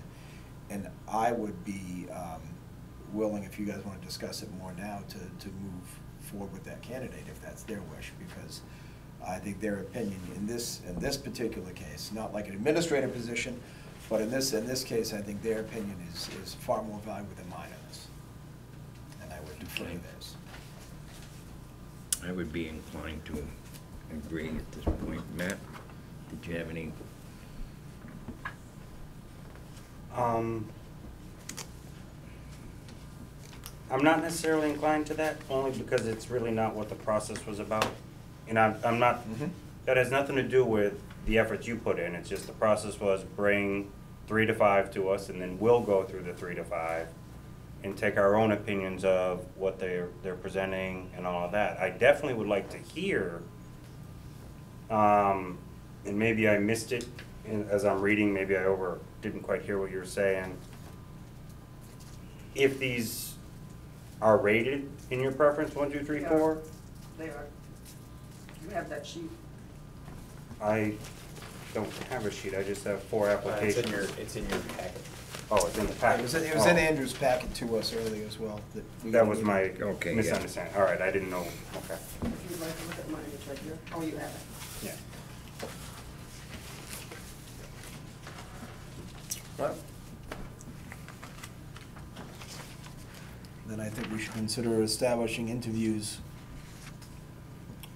as soon as we can. Yep.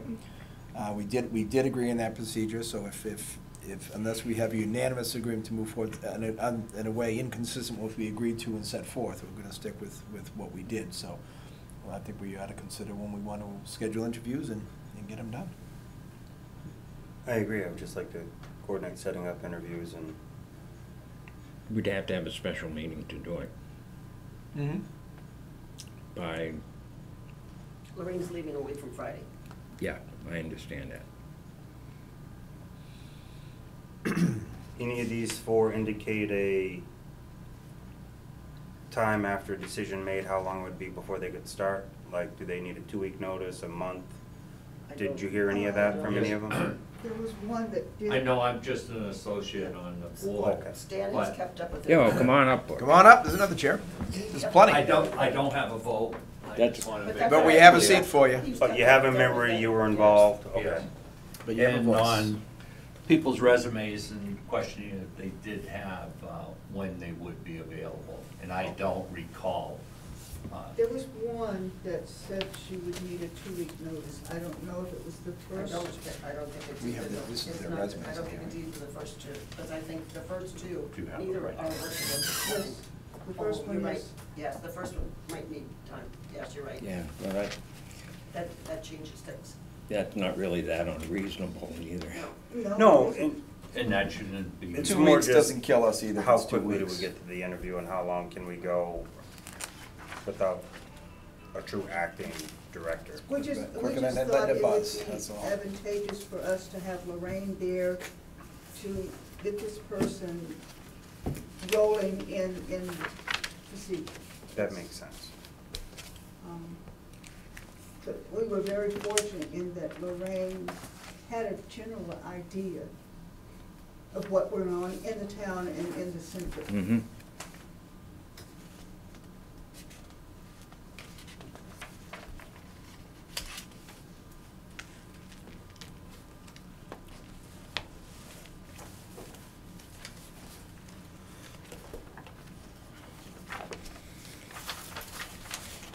I was almost looking forward to that last week in November to not have a meeting. Yeah, Almost. But I think we're gonna have to. Okay, I got you. All I right. think you got one.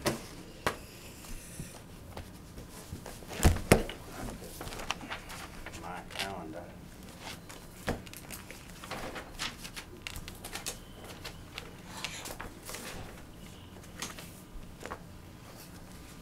Want to try for Monday evening? That's all right with me. It's,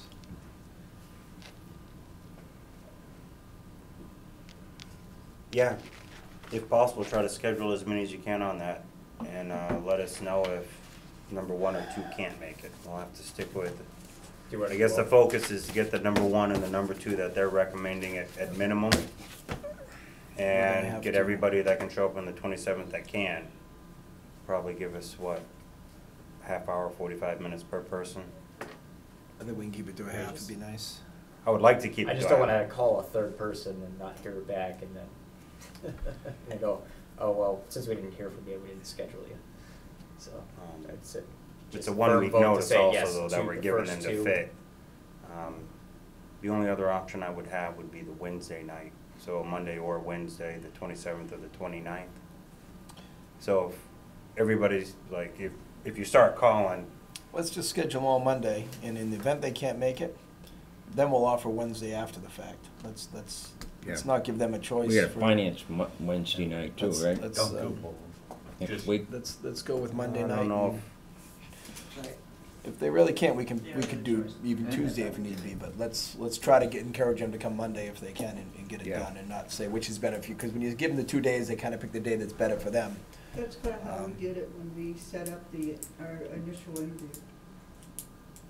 And then we still need to develop some questions, whether we Okay. can do that during the week and send some in, or let Andrew do that, but we need to get doesn't have to be lengthy, but we'd have a few standard questions, and then we can just ask a few on our own, as we would normally do, but maybe Can Maybe you can use a similar thing we use in interviewing you guys, because it's at an administrative level, the questions are very I similar. was gonna say between now and then, I only have tomorrow, so. Yeah, so maybe you can dig that out and, We have the questions that we used. Okay. We agreed on the questions that we used. Right. If you're interested in them, somebody can drop them off. and I understand that, I mean, it is a holiday between now and then, so we're asking not only a lot of Andrew, but also of them to be there to answer. So, what I'm trying to get at is, I don't wanna do kind of what we ended up with the town administrator, where we had two show up, and then someone show up the next Monday, and then we both thought, oh, you watched the video.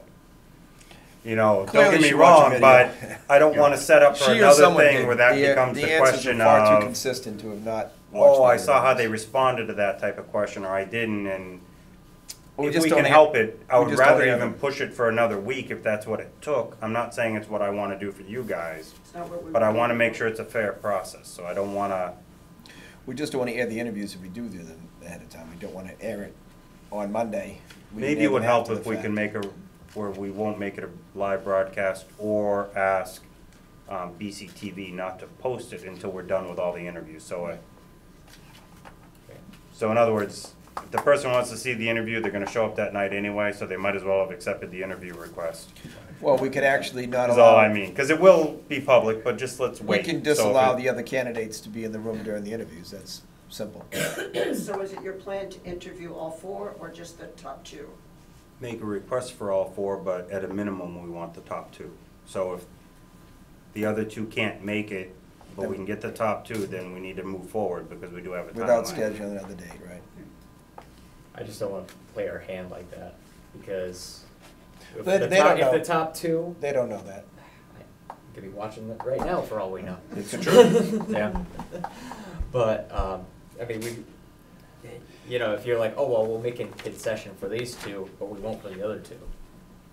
You know. We have four candidates. We know which two we're willing, they don't know which two. Well, we're there's talking nothing- about. This was posted publicly. Oh, now This you've is tipped all- our hand, this is- okay. I'm sorry, this is public Yeah, information. Right, So- but we were They order already it. considering just taking the top one and going Yeah. with it. I'm Right. saying, let's make it, and if Yeah. the 3 and 4 in this list wanna be there, maybe they'll do what they can to make the time for it. Again, I don't know what's going on. I don't know if they're out of state and they won't be back till Monday at midnight, and so they could make it on Tuesday. That's why I'm pushing out maybe Monday, Wednesday is the fallback, as long as nothing gets posted as a video so people can watch it remotely. Well, is Wednesday gonna be the fallback or Tuesday I if we just have wanna- finance Wednesday? Kind of throw this out there. I'm not worried about finance on Wednesday. We can catch up on meeting notes, I know we got, personally. I know we got the, you know, the four candidates, but it seems pretty clear that there's two distinct candidates that they want. And in the interest of time, do you wanna just focus on those two candidates? Because I don't think that. If they all third- show up, I have no problem They're doing only 4 gonna show up interviews if you in one call them, night. Matt. They're only gonna show up if you call them. Right. That's what I'm asking them to do. I know, but I think he's But you- suggesting not calling them. Right. But you may And I'm have, against that. I- Give Yes. all 4 the chance to show up on Monday. right, because what may happen is 1 and 2 may withdraw. And we need to. Oh, you never we know. need to keep the process. Stan, you can't even consider that. You can't even consider that. Well, we'll deal with Well, that, the reality. we'll deal with that problem if it happens. No, I just wanna get, I Okay, understand. let's get it going though, Yes, please. yes. You want Monday night? Monday the 27th is my request. If you could put it out and tell all You're gonna 4. need to set the time. The select board because recognizes it's a What? tight deadline. We He'll need to be get the someone restriction on in. how early you can get here. Yeah. They want to have the interviews Monday night. What time can you make it, Matt, for Monday night? What's a good time for you to start them? Because it's gonna be your, Your call. Anytime. Anytime after 6 o'clock. There I'm you not go. coming in That's what I before mean. that, That's what I because mean. I don't After agree with 6 or any after. Six. Board of Selectmen meeting happening before 6 for general public. 6:45, 7:30, and then. Yeah, something like that. I'm fine with 6, 6:30, 7, 7:30. Hit it on the 30s, and we gotta be done by 25 so we can have a 5-minute switch over. I mean, I'm really okay with that. I just wanna, we don't need to. I don't wanna grill them like you did, I just wanna hit certain key points that I have concerns with. We didn't grill them. We only Do you kept- follow what I We, mean? It's- we gave them the opportunity to speak for themselves and just to ask them each 5 questions. It was, questions that we had all discussed and agreed on ahead of time. We Mhm. all had to, and if anybody had additional questions, they were given the opportunity, and the candidate was given an opportunity at the end to ask any questions. You know, it Is it all was right with the very, board very if they laid back come? interviews. Absolutely. It'll be open to the public when we do the interviews. Yeah. Yep. I have another question, actually a request. The negotiations with Hardwick will be coming up soon. So, I don't know the date, but it should be soon. And I don't know how that was conducted the last time. If it was between the selectmen or if it was between the directors. When that happens, could we be present, could we be notified so that we're present for that? Mhm. Not just our council, but their council, Okay. that we Yes. see how things are going and maybe have things, input and questions and so forth? Do you have any dissatisfaction with the agreement that we made? Absolutely not. Okay, Absolutely just- not. just asking. No, No, no. it's been Just great, asking. it's been a great mix. Good. I've already spoken to Matt and Charlie. I didn't mean about- with the mix, I meant with the, No, with the way we no, set it up no, for, no. for the agreement initially to try Well, to see, make we it don't move know forward. all the agreement. We don't. We don't know too much of anything. So it's working well down there anyways. We're happy. Good. The Well, practice in And they place are is too. working. They are too. Gotcha. I really want to know about how that, their van works. I've spoken to Matt and Charlie about that Yeah. already. So that was one of the things I'd like to know about. And if that's something that can be shared, or if it's too expensive for us. Yeah. Okay. So are we all set at this point? Thank you. Thank you. Thank you Really for your appreciate help the on time and it. Appreciate effort, it. you guys. Nice job. Nice Thank job you getting very this done. much. Thank you. I know it's hard. Thanks for taking the time to come in The tonight to hard part help. was not having anybody. Yeah. Well, plowing through 14 candidates is not easy either to evaluate them. Okay. Okay. So Monday after 6. Our police chief is here. You want to deal with him before we go on to all this Try to get other? them all Is in he one here day. for? Don't offer Tuesday unless they just say they can't make it. Then, or whatever, the backup is. Decision will be made by Wednesday. The Berry Parade probably is what he's here for. Yeah, I made, you want to deal with Chief Carbone Sure. now, Yeah, and we're then holding he doesn't Chief. have to sit here for. Yeah, Chief, absolutely. did you want to deal with us?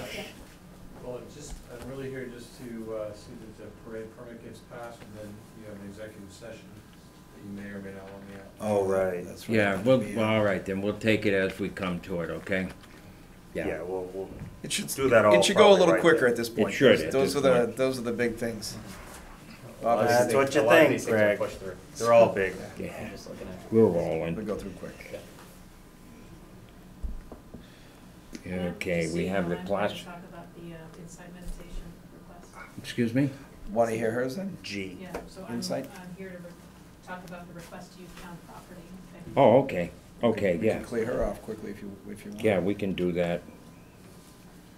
Okay, come on Where are we, forward G? and let us know what you'd like, and, yeah, February 1st. yeah, by all means, thank you for asking, Sure. Yeah, we don't like to make people sit if we don't. no, we don't want Gimbal, to, What's that? February 1st? I Something don't, similar to that? no. Says The reason- Thursday the 1st. It's Thursday the 1st, and there's no holiday connected with it. It just happens to be a spot in our schedule when we have people available to do it. Oh, there you go. And we have some colleagues who've been involved with putting luminaries in Peter's Head. And we'd like to do the same thing here in town. And it is our hope to become more engaged in the town, just so that, we just connect more. And the thought is to have luminaries put out in the area around the gazebo, offer cocoa and cookies, maybe some singing, and have it wrapped up by 7. Could we If be there's more any kind of- specific on luminaries? Luminaries are typically like white bags with sand in the bottom and candles.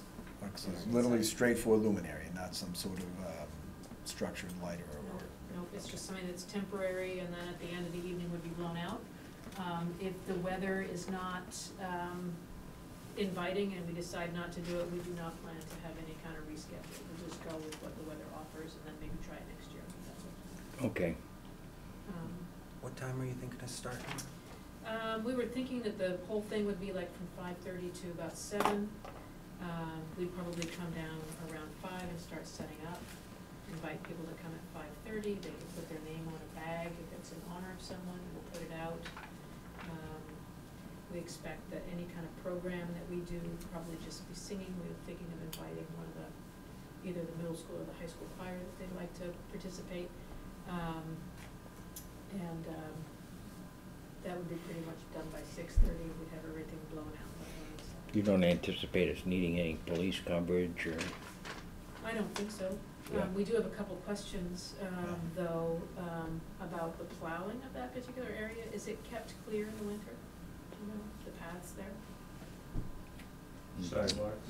sidewalks there? You mean What the ones do we crossing do with through the that? common? Yeah.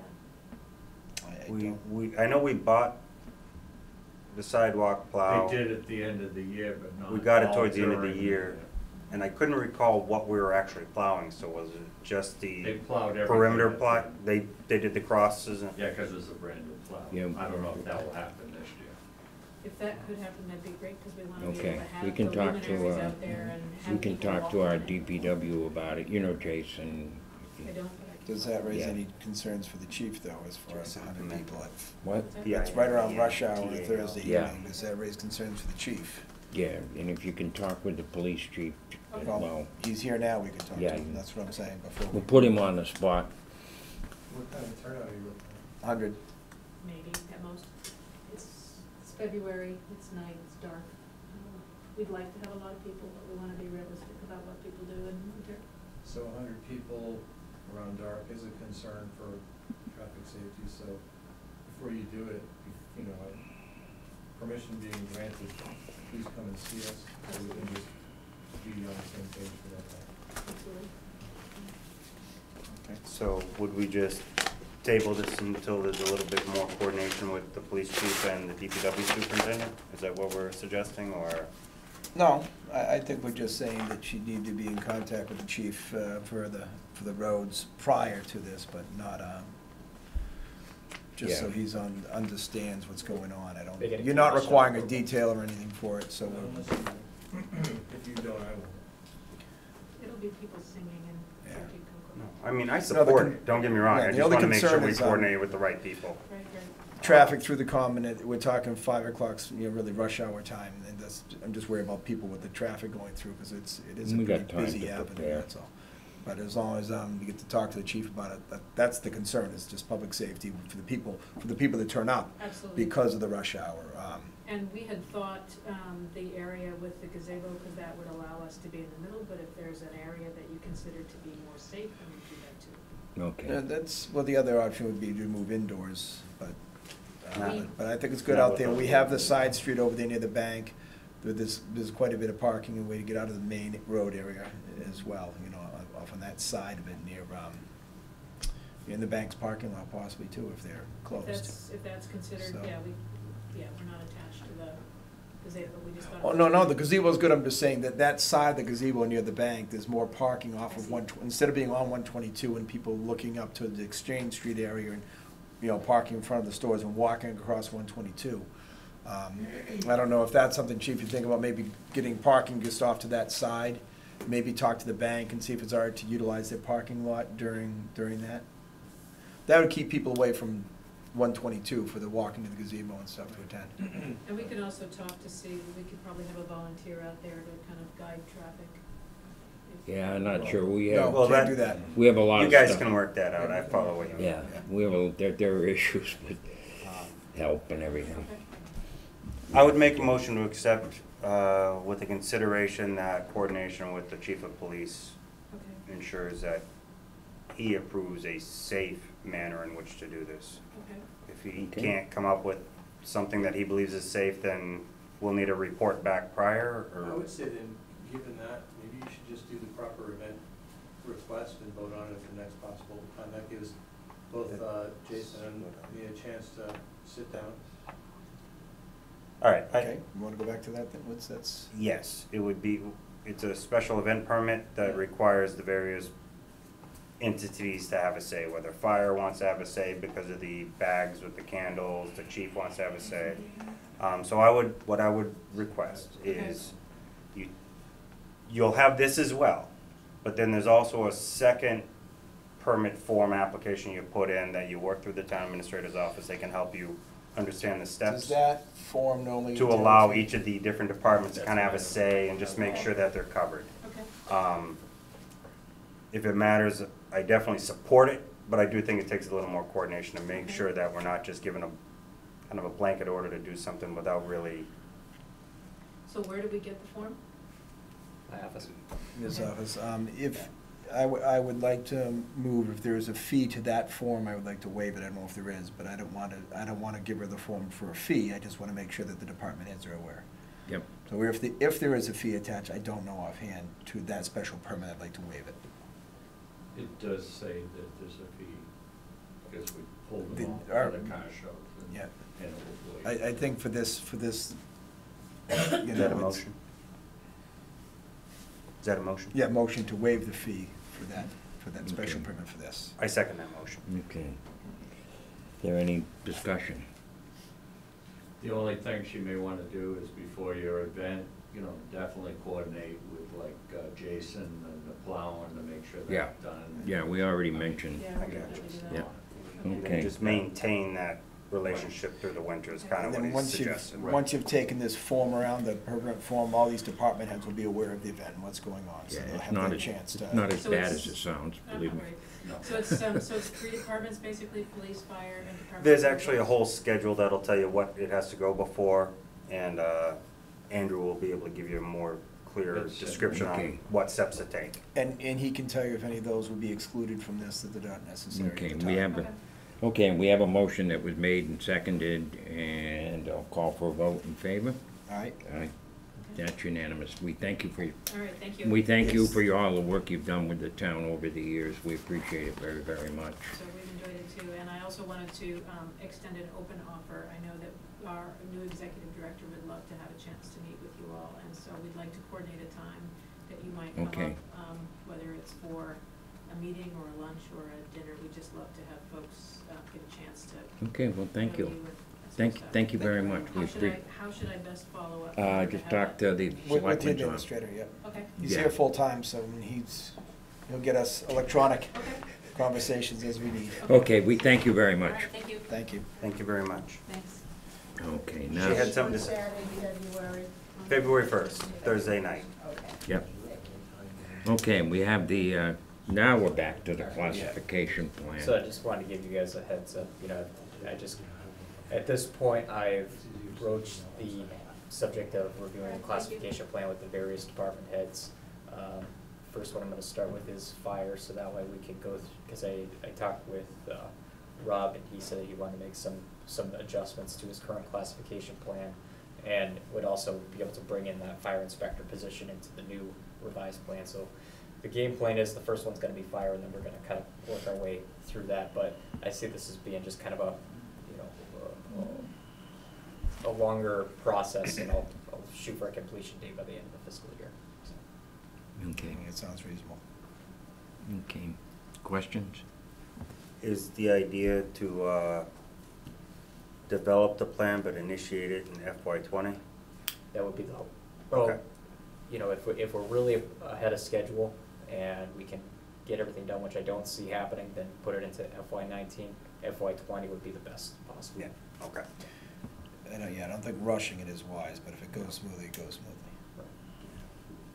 We'll be doing 1 week before the town meeting. Yeah, we're gonna Revisions start- to the budget again. I'd like to. I was gonna not say, race into my that goal again. is Good that luck pretty on much that everything one. is all set, and we're just gonna present the budget, you know, on February, you know, Yeah, good at luck. the beginning of, January, be able to pretty much carry that right through, rather than making these wholesale changes as we go. Well, I I'm not actually- that optimistic, but I'm I gonna would come be in with optimism, Sooner, so sooner that better. it looks like we have a Just a full minute. budget. Okay, Butch? Are there gonna be new positions opening up? Is It's that- not new positions, all we're looking at is what our current positions are and making sure that they're rated correctly on our classification scale, because there may have been some positions that over the years have, you know, maybe gained more responsibilities or have kept behind on the salary. Then again, and there might be other ones that are further ahead, you know, on the salary scale, but have had responsibilities taken away. So it's kind of just an overall review of, do our position descriptions meet what our salary descriptions are? I guess I was just wondering if there was gonna be any job openings and that people had a. It's possible, but Had that's the not the, opportunity to it's apply possible, for. but it's not the goal of it. The goal of it's just to make sure that the work that's actually being done matches what the description That's is a part-time. and the pay. And that we're, you know, paying fair salaries compared to our neighbors too, so. Okay. Thank you. Okay, now we're on to the wage authorization. So I don't have a physical wage authorization with me, but I guess at the last DPW meeting, there was an appointment for a driver laborer position. Yes. Okay, I've yet to get that form. I was hoping to have it for this meeting, but I'll follow up and hopefully we'll have it for the next one. Now that just gets Charlie's signature, right? On the authorization form? If it does just get Charlie's signature, then If we approve it, it's just him that signs it? We approve the appointment of the person to the position based on an internal posting, Right, but we have not been presented the actual hourly rate. right. Right. So Jason's still gonna say whether he intends to bring him in at step one, or if he says, you know, this guy deserves to be step two, or because he's already an all-call firefighter, does he now have two different pay scale? So I don't know what the wage rate he's gonna propose is, so we need to see that before we vote on it. Right. Or I would like So to. we can- Right, his, we can table that. typically, I think what we've done is his wage rate is, for the fire wage rate, it's got nothing to do with the, full-time wage rate at DPW. But yeah, we'll see where he brings it in. Yeah.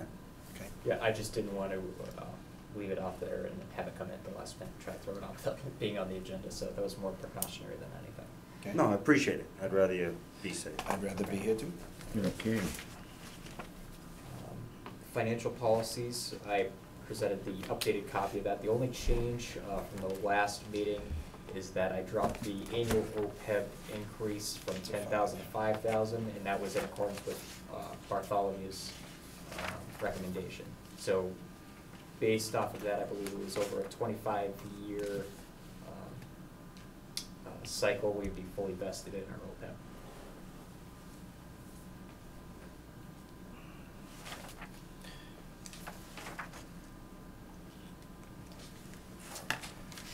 One thing I would like to include in here, and only because it's come up, and I know what my opinion is, but I also believe we don't really have it defined, is consistently it's been confusing to some of the seniors that if they find that they end up behind, that all of a sudden they also cannot now do senior work off because they're considered delinquent, so they can't participate in the program, and it's a program designed to help them dig out of a hole, and some might not always be proactive. I'm not necessarily saying that you just let them use that to dig out of the hole, but I do believe that if they then come to the treasurer, estimate not only their current debt, but say they're gonna do an 18-month payoff program, you estimate the next 18 months of taxes and you include all of that into a monthly payment, so that in 18 months they're current, not they caught up from last year's taxes, but now they're behind another year again. And if they continue to stay on that, then they should be allowed to use a senior work-off program where it's acceptable and where we have the work to offer. So maybe somehow putting that in here, I don't know if that would fall under like section 10 tax collection, because you do mention a payment program there. But somehow we need to see how that works, because I do believe if someone does want to make an attempt to create a payment plan that the treasurer believes is acceptable and starts current, then we should also allow them the other means to get an income to help pay that off. As long as all the other criteria to participate in that program still applies. Because I know we can't just hire every senior to keep working all the time, so I don't know what the limits, capacity, things like that are involved. That sounds like it might be something that we want to incorporate into the scope of what goes into the senior work-off program itself. Rather maybe the financial policies, since it doesn't really speak much to our. Then maybe rephrase it so that when we identify this payment plan, Okay. Because It I'm says just thinking that the payment- property is right. cleared on back taxes, but the payment plan has to incorporate the estimated taxes they're gonna get in the next 18 months. So it can't just pay for back taxes and allow the current taxes to fall behind again. Because the way it's written, it kinda says, well, if you make your payments on the plan you got, but it doesn't speak to the potential additional debt you will increase while you're, Doing do it. you follow what I mean? And all I'm saying is, people can read that and try to use it to their best position. So that means, we didn't say you had to, it spoke to back taxes. So it's kind of, I know you can always win the argument based on how it's worded, but I think we could just word it a little more clearly. Just state that any estimated payment plan has to include an estimate for future taxes during that period, as well as your current debt. Can you use senior work off for current taxes, not delinquent? Or is it? how My is that understanding is programmed? you can. Yes, that's what Like, it's if designed you for. see that you're gonna need it, you can go into a plan and get senior work off so that it's preventing you from going into the debt or the back tax issue. You're right, senior work off is meant to be that it goes towards your next tax Proactive. bill. It's supposed to be proactive. One of the problems, concerns Matt was just expressing was that if you're already delinquent, you're precluded from participating in that, which is not desirable. We'd like to let people Well, I'm just use thinking it as- if you're retired, there's opportunity to. Well, that's really what it is. It Right. becomes a, But if you're just enough to delinquent, supplement. if you're Right. delinquent, you should be able to use it to get out of delinquency, I but you see have that. to consider the upcoming debt as well, not just, okay, I get rid of that, I'm delinquent again. Right. So there's more to, it needs to be reworked, clearly. And don't get me wrong, I do not expect this to ever be somebody's sole resolution on getting out of their debt. No, we don't have Because that much you work. won't be able to provide them enough work, and this is just a way to help them with the other means they're still trying to pay with, you Because I know. believe there's a limit too. Right, there is a cap. There is a limit. There's a cap on how much you can, and I believe it's going to be under what the average And tax there- bill is, And so. I don't You're not No, know, going it to just fully, you're not helps. It gonna fully, doesn't- I mean, you're not gonna fully supplement an annual, it's only a one-time hit per year that's going to get tacked onto the taxes, so you're not gonna fully supplement back taxes through Right. the payment plan. Well- Or through senior work off. Completely agreed. Right. But again, if all of a sudden you quit making your payments, now you're delinquent, you're not allowed to continue it because you weren't using it for the purpose, which was, I think a large thing that So- people have problem with, typically in any of these programs or issues with their taxes, is as people retire, their income is typically fixed, be it retirement or savings, however they are to live out their years. And, you know, the taxes do increase and their expenses increase till they can't afford it. And I don't know if this town has any such device as this, but I have seen other towns freeze their taxes to their current rates, so the portion of their income remains the same. Accruing, as taxes change, accruing the difference towards the property, and and they maintain their tax rate as long as they're alive or have the property. And if they sell the property or the property passes in probate, the back taxes then are attached to it and paid off. But it allows seniors to continue in their home and retirees to continue in their home without having a continually increasing debt and expense to live off their fixed income with. And if we don't have such a thing, I would like to look into it. The town wouldn't get increased revenues on that property for those years while they're still there. But when the property changes hands in the future, then they would be allowed to catch up. Do you see what I'm saying? Yep.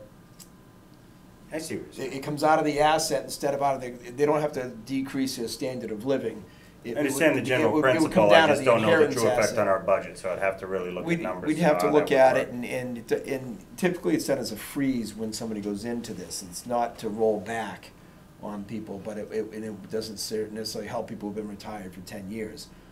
But we could, if we look into it and we adopted it, people who do retire in the future, it gives them the opportunity to freeze their taxes at that rate. And then it causes another accounting issue to trace what the increases would have been over the years and the difference to that property. And that amount will accrue until the property changes hands. It's So just. you're it's- saying when it's they sell, whatever they sell for has to pay for the entire the back. Back. back difference in taxes? Right. And It's but- almost like a reverse mortgage. Yeah. Sort of like that, but it just But allows. municipally managed. It doesn't, Municipal it lien. doesn't force someone out of their home if they can't afford to keep up. They don't have to sell and go somewhere else because they can't afford it. They at least get to stay there. You know, for a lot of people that I know, for, you know, seniors in my family, it was very important to stay in their home as they grew older, as long as they could. And they were fortunate enough to have the assets and the finances to pay their taxes and everything and stay there. Not everybody does, and I've seen far too many people be forced out of their home that they may have had for 40, 50 years because they simply can't afford to pay the increase in taxes and expense. It almost And I sounds don't like wanna we're see just all that. agreeing to, Help the seniors any way we can stay in their homes. it's almost like an agreed tax title process. Because you're still gonna have to file someone with the registry for every one of those in order to truly hold that right of the deed and the back tax accrual. It would be an agreement you enter into with them ahead of time. Right, but if you don't file it with the registry, they can sell it before you get to go after it. And then they can use the money and then just owe you, but still have already spent the money.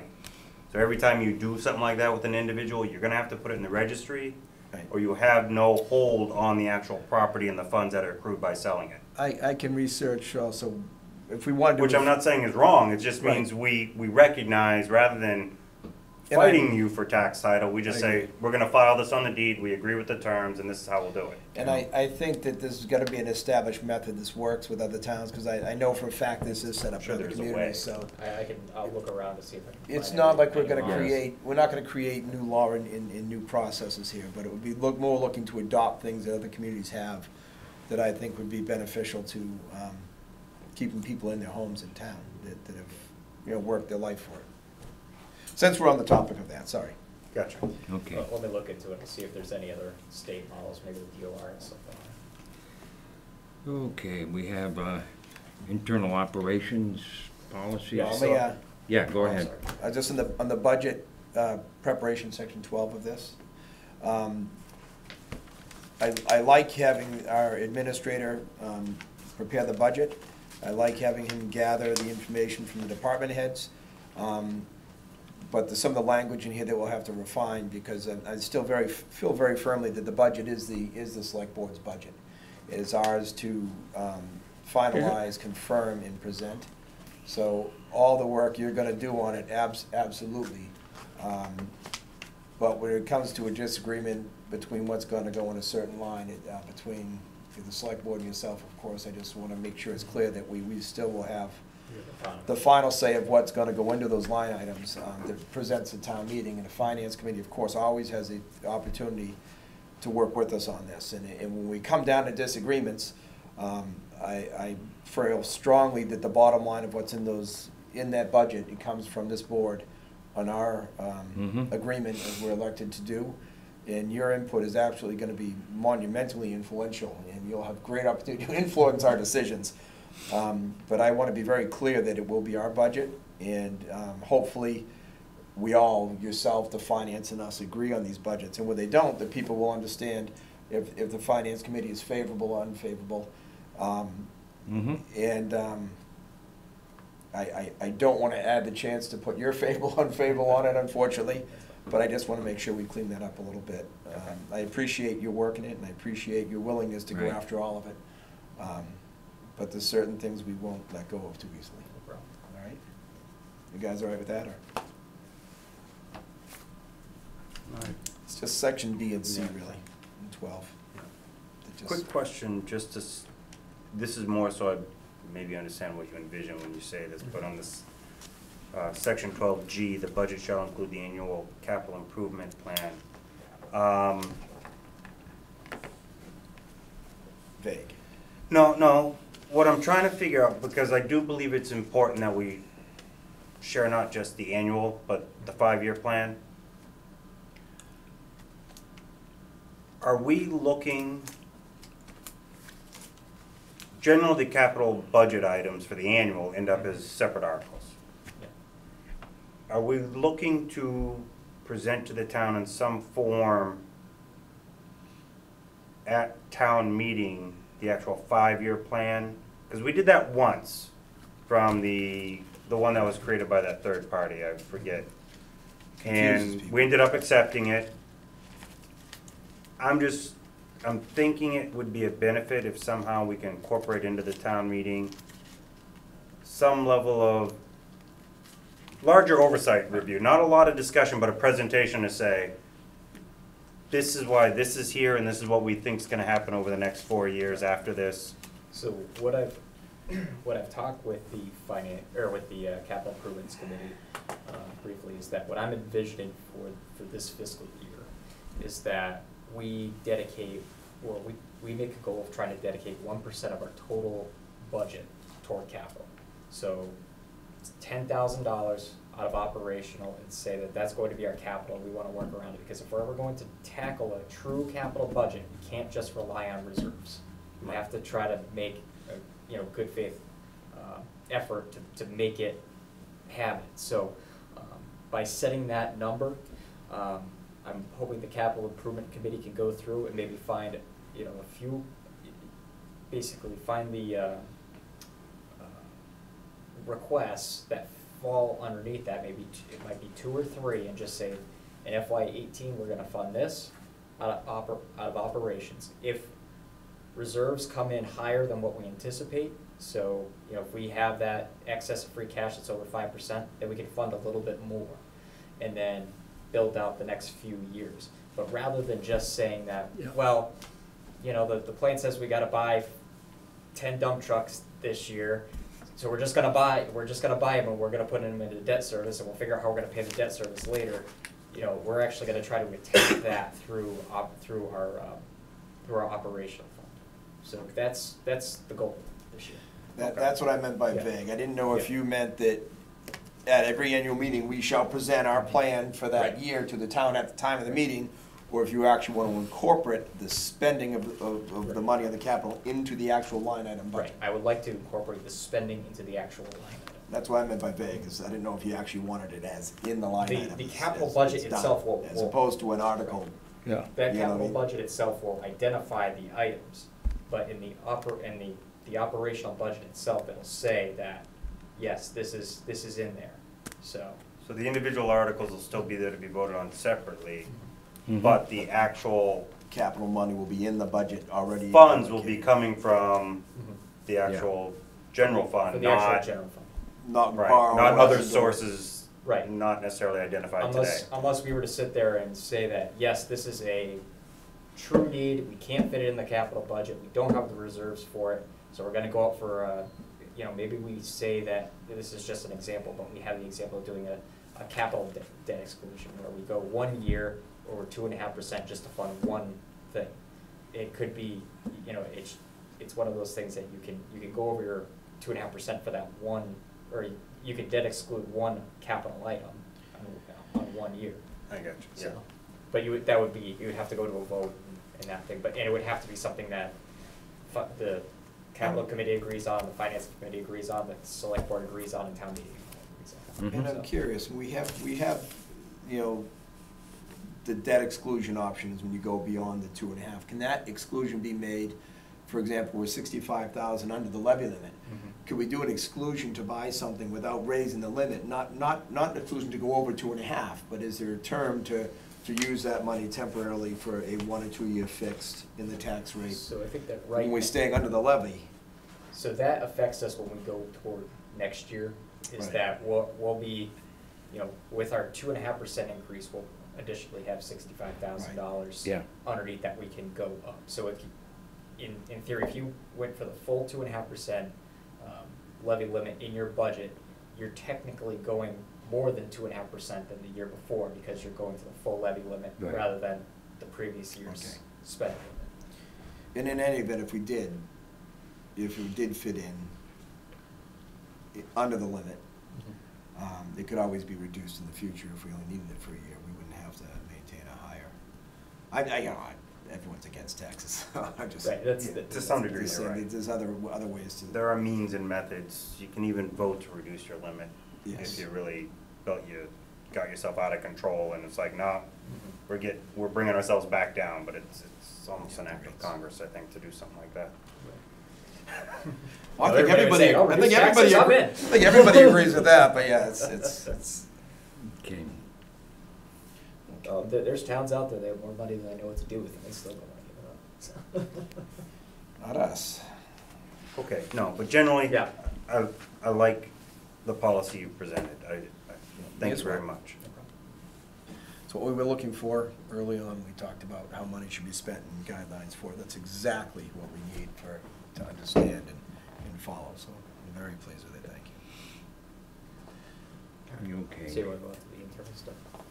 Now I guess we can go on to internal. So there's just a few things that I'm actually working on. I just wanted to kind of give you guys a heads up. I'm going to be looking into to just kind of improve our own internal policies to kind of help you guys stay on, or you guys kind of know what's going on more, the residents know what's going on more, and just so that way there's less confusion when we're doing something. One, which being the wage authorization position, because you know, for all we know, this person that was appointed at the last meeting could already very well be working, but isn't going to be paid his rate until it's approved here.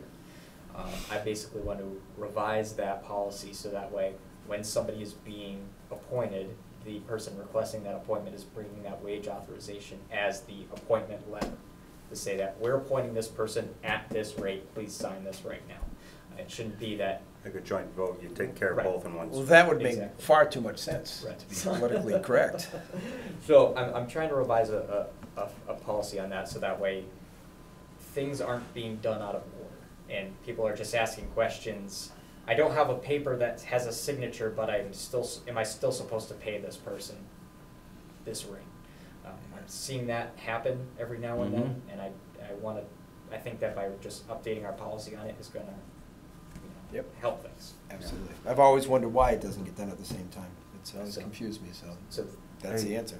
All right, well, he's still got a challenge to get through because if DPW commission is the authority having the right to appoint someone, right. they don't have the right to approve the wage authorization, which then comes back to us. And that means it requires a separate meeting scheduled for us to then do the wage authorization, or we can't just slip it in because we're at the DP. Crazy Right. state laws make it so you have to have separate meetings and separate minutes for all of this activity. And that's why some of these things happen that I'm gonna give you everything you can and you come up with what works for that. Right, in that case, I think that in the policy itself, it needs to say something around the effect of the commission recommends, or is appointing,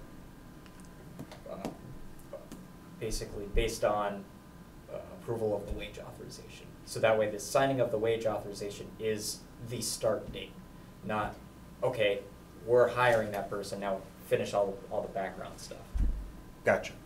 so. So, right. So that way the payroll department 2 weeks out is not still chasing something that they need in order to pay somebody at a Right. timely And fashion. barring unforeseens, DPW commission always meets on that second week, and we always have a select board meeting a week later. Right. So Mhm. it could be within 1 week of the It should- commission it should making be. a vote that we And actually give that's them a just- chance to start work. And that's just in the DPW event. I mean, if it's a library commission or someone else, it's gonna be all done at once with Andrew's new idea. It's just the I DPW. think they all fall, the only one that, DPW commission is the only one that doesn't have both appointment and wage authorizations under the Board of Selectmen, where both fall under the Board of Selectmen, right? Only the DPW commission has a Well- separate appointment. The way it is with the strong chiefs, the fire chief may appoint somebody to a Okay, position. that's what I was, so and there is police chief another. may appoint somebody to a position, so I think that needs to be cleaned up to say that, yes, you Technically. can appoint them, but their start date is not effective until the select board signs the wage authorization, Okay, so. Okay. so, But good to air out, because I wasn't. no, I able to do appreciate that, it. I so- wasn't quite sure how it worked with, public safety. Okay. Okay. But I know we had discussed kind of the process too with poll petitions. It'll be standard now that before poll petition is even put for a hearing, it'll be reviewed by the DPW director and approved. So that way we're not waiting and pending. So I know there was one more, I just don't have my notes on it, but I'll keep you guys updated as far as that goes. I think generally, I'd like to see that when people apply to be on the agenda for the meeting, that,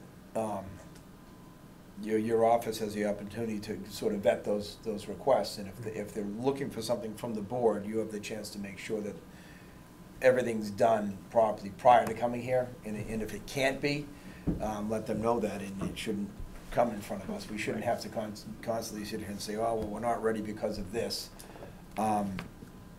Whatever, I know it dumps more in your lap again, but you can certainly make sure they have what they need, and if they just can't have it in time, they can't have it in time, you know. We need to follow some rules here, and But, you know, these are just things I'm trying to clean up that I'm Yep. seeing I appreciate it. kind of come through in the past, and just trying to make it a little more formal. By this time next year, we'll be smooth as glass, we'll be operating so nice. We'll just find new things, it's okay. Don't say that. Be nice to have this running without trying to figure these things out. Next up, the last meeting we had discussed the town administrator goals, and I know that you guys had put some out there. Run this for a minute. So Be I, right back. in my report,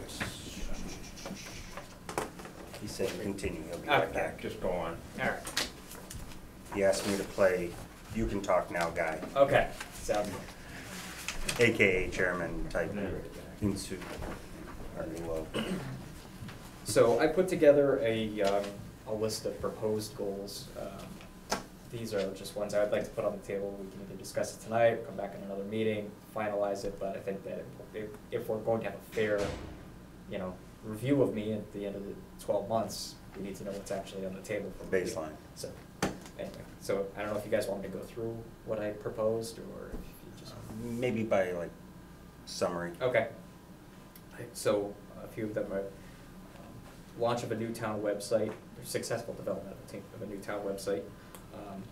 Work with the finance team to ensure that we're meeting our timely goals for the balance sheet and schedule related DOR. Utilizing any source of media, including the new town website or social media, to increase positive communications with residents, and making every effort to highlight the positive aspects of our town.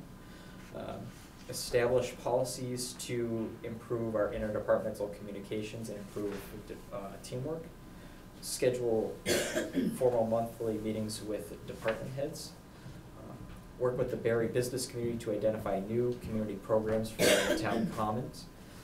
Present a fiscally sound FY19 budget that funds both our capital needs and avoids using reserve funds for our operations. Review current operations to identify processes that can be improved, and identify economic development opportunities to improve the community's tax base and shift the burden from the residential population. So those are just my proposals. Could you restate the last one? To identify economic development opportunities to improve the community's tax base and shift the tax burden from the residential population. So if we find more commercial and industrial, or mainly commercial businesses to come in, they're taking a heavier portion of the Same tax tax burden. rate, just increase commercial properties per se in the town. Right, you're So gonna see 6% where that gets bigger. 86% of residents paying, reducing that and putting it more on the businesses, because you have more of them in town Right. that are worth. Are there more businesses or bigger businesses or some form or Right, fashion? you're not going to shift, you're not really shifting the burden, you're just bringing in more of a base of that classification. Deferring some of the expense to others is all. Deferring the expense from the individuals who live here to the individuals who operate here. Which could be the same. You pay the It's same rate as another a way of commercial just saying property we're as you looking already for do. economic development. Yep. Now, who goes after the grants and stuff, kinda helps us out with, I work with CMRPC a lot with a lot of different grant opportunities, so. so. And some of the department heads also- So could that be like one of the goals to Right. look into One Yeah. more of the? One of the letters I have in here is we actually, the town of Hardwick submitted a joint application for the surrounding 5 Quabbin towns for a shared regional economic development director that would be funded through state community compact grant funding. So that was just submitted this last week, so it's a competitive grant, we'll see where it goes. And that's just one opportunity. Really large grants are generally written by Central Mass, you know, the ones that go volumes and that type of thing. And some of the departments will write their own grants, specific. A lot of those are kind of more routine, like the library will write an annual grant, and they usually get money back. It's not a given per se, but a lot of that type of stuff is routine. And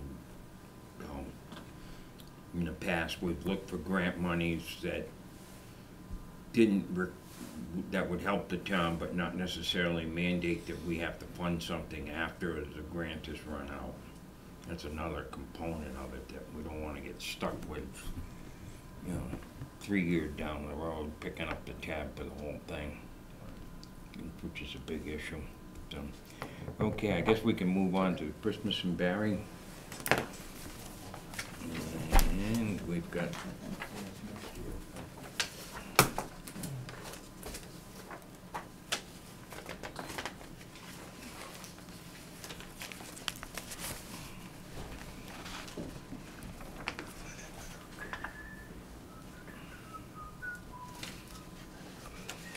and this is for the date of event is December 1st, Friday, and December 2nd.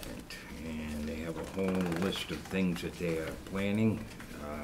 And we need to give permission for use of the commons and use of town property and road closure. Am I correct on that? Yes.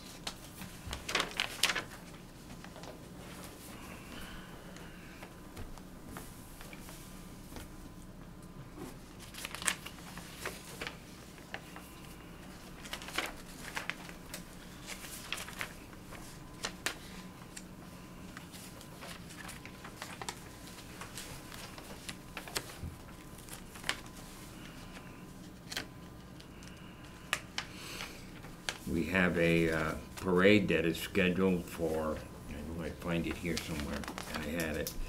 I'll find out where that was. That would be at 12 p.m. on December 2nd. See, I I, have the same form with it. Right out here, maybe you can change it. So if we say no, if it's a cold day, we don't have to walk? No, I'm just, I don't think you want to make that as a suggestion, right? no. No. I have a bad sense of humor, I apologize. Scrooge in the making here. I'm getting there. What? I just get in a fire truck. And wear a heavy I coat. chose, Put on some bunker gear.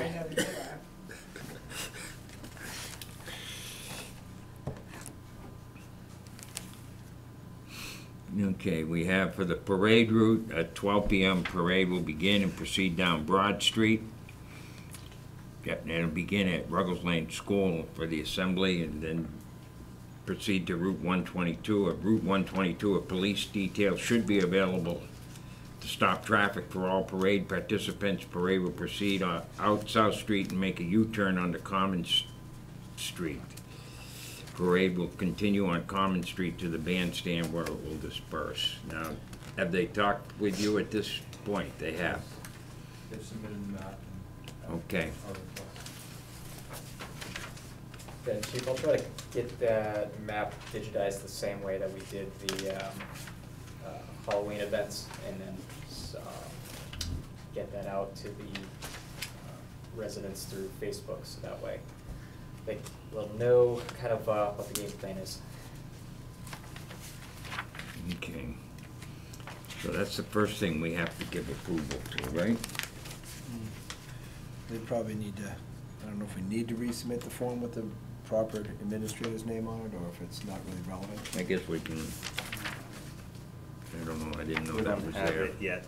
What? I would suggest actually revising this form and taking out specific people's names. I will be.